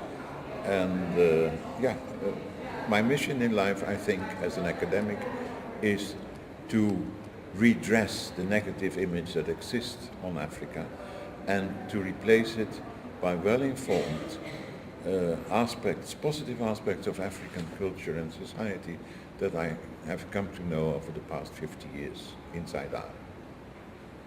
Sir, how long have you been lecturing, sir? I became a lecturer when I was 24 years old. I'm 70 now, so that means 46 years. Wow. So that's it's quite and much of his lecturing has been at African universities, Zambia, South Africa, Cameroon, and for the rest in the North Atlantic. Have you ever paid visits to Africa, sir? Yes, I've lived there. Which African country have you paid visit to? Yeah, I started out in Africa, North Africa, Tunisia, for instance. I know I've been to all of North Africa. I've been to many West African countries, most of the countries of Southern Africa, and many countries of East Africa. That is not as places where I did research. I did research in a handful of African countries, know their languages, know their cultures, but I have also supervised as a professor many PhD theses, and they took me to those places to visit my students in the field to see how they were doing, did they make very fundamental mistakes, and so on, that sort of thing. And that is very, so it gives me a background knowledge in which to interpret the parts of Africa that I know from long personal research and stay. It helps. Sir, what do you see to the program organized by the student today? What did you see to it? Well, what I find, I'm amazed by the quality of the program. I'm amazed by the determination in which they turn around. You've seen the room where we were meeting this morning, where the opening session was. Along the walls, lined with white professors that represent the intellectual overkill of the North Atlantic. And then they dare present here the alternative view, a view of Africa, let's say, rising out of its own ashes and showing a real dynamism and a real sense of the future. I have a lot of admiration for them. And when I was asked to contribute, I did not hesitate for 1 second. If we be invited to a program like this in future, is there anything you think this student could do better than the way they've done it today? Yeah, look, the future is, of course, is another country. It's a famous book. If you want to talk about the future, it is particularly African ways of divination that bring you closer to the future than the predictions of economists and sociologists in many ways. Now, that aspect was left out as if the future is tangible, but the idea that the future is makeable and that it is our responsibility to make such a future for Africa that we can be proud of it and that it becomes, let's say, a global factor to work with and to reckon with positively, that is much to be recommended, and it's very inspiring. In my lecture this morning, I mentioned that most of the African students I have had over decades were sort of apologetic about being Africa, about coming from this place of disaster, of civil war, of famine, of fraternal strife and so on. And what I would like to see, and that is what is behind today's program, is where people can be affirmative and proud of Africa as one of the major places in the history of mankind and one of the major places where the future of mankind is being forged. Okay, sir, with the current situation of leadership that we are having in Africa, is there any advice you could give to the Africa in diaspora? Yeah. Not all the African leadership can be put in one category. There have been peaceful transitions of power from one presidency to another, from one party to another, or to more parties. Try to learn from those situations and try to understand what sort of spoiled the other situations that we only know so well. Why is there a Mugabe? Why is there a Zuma? Why was there president of Congo, Mobutu, and so on. And so this whole range of people in the Central African Republic and then Idi Amin, and so you can go back. But why is that? Now, and if you look into this question, you will find that white racists are always answering that the Africans are not ripe, they don't have the proper mental makeup to rule a country.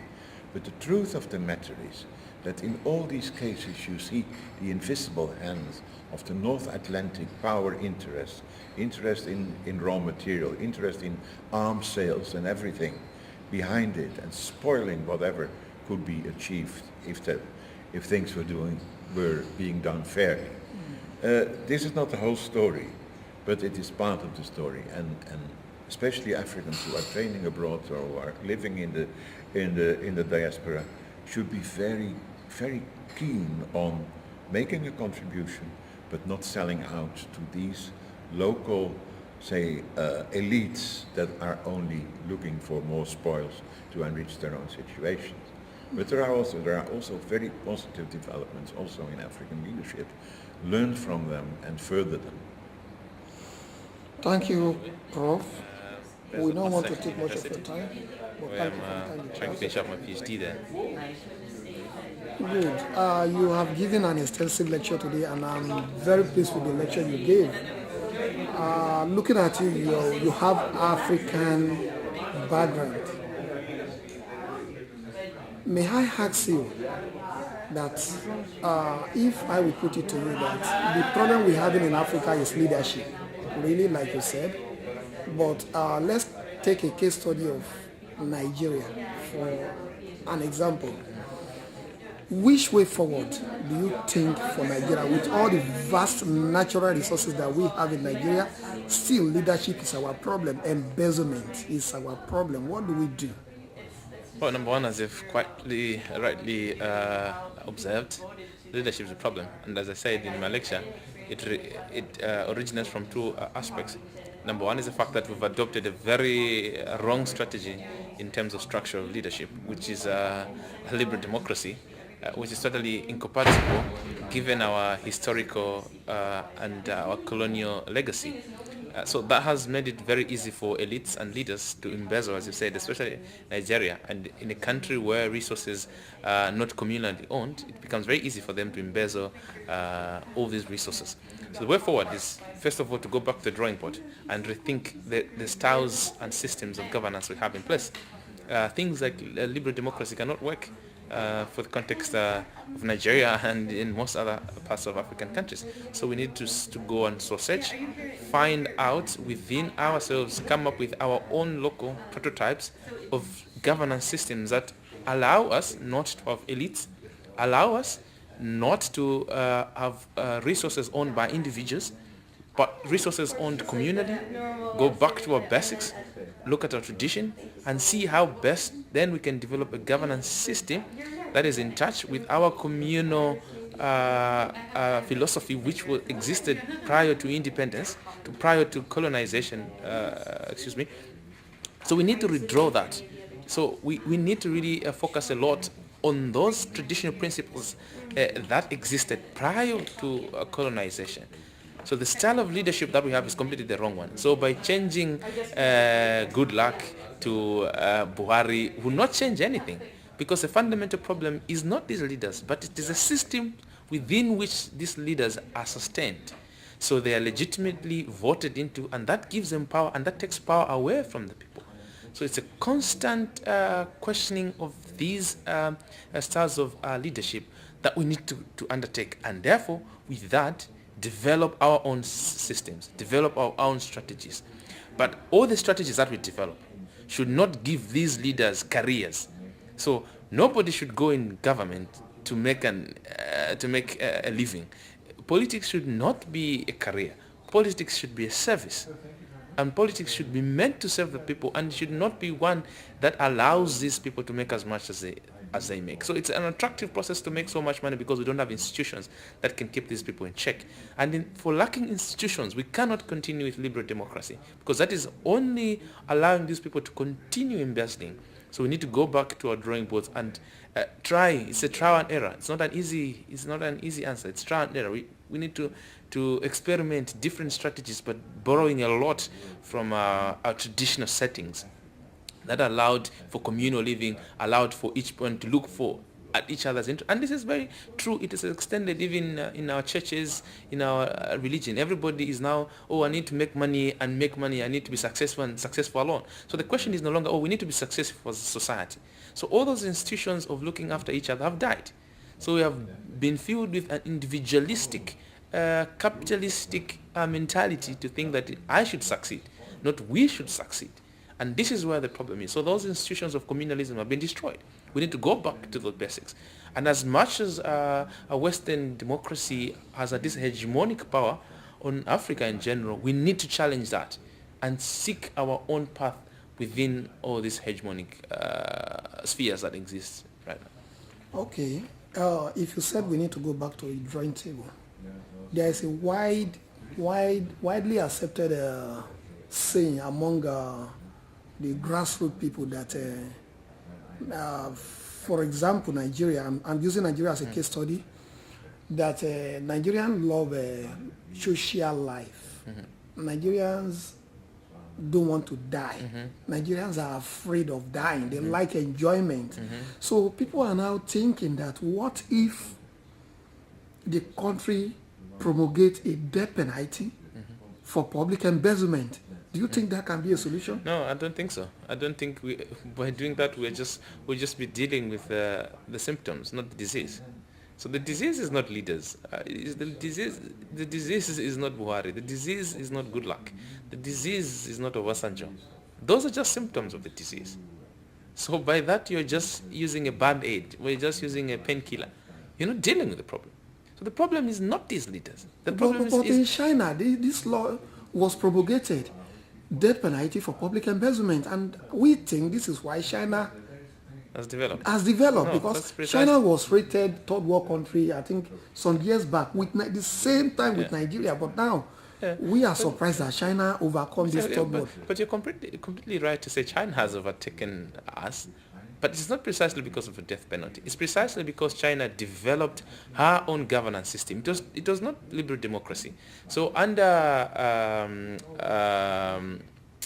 the leadership of Mao Zedong, as deadly as Mao Zedong was, he developed his own strategy, the Chinese style of governance. It is what made China develop. So every country that has developed from 1960 that was at the same level, talk about South Korea, talk about Singapore, talk about Thailand, all these South Asian countries that are known as the Asian tigers have developed not with liberal democracy. None of them have used liberal democracy. That is a difference between those countries and most countries in Africa that jumped on the bandwagon of liberal democracy. None of those countries are liberal democracy. This is the only common denominator. None of them adopted the Western style of leadership. All of them searched and found within themselves a system that was compatible with their culture, with their tradition, and with their history. This is why China is what it is today. And after they've developed so much, this is when they're implementing different institutions. After South Korea is what it is today, this is when they're embracing liberal democracy. So it is after they searched, found their own solution, and embraced it. But the problem with Africa is anything that the West shoves on us, we celebrate it. And we just achieve it without questioning, without using our own indigenous now. The worst thing is that we look down upon our own strategies. We think they're so backwards. We think they're so inferior. And this is how the colonizers and the oppressors are successful, to make us think less of our abilities, to make us think less of our innovative capabilities. And this is where we need to start questioning ourselves.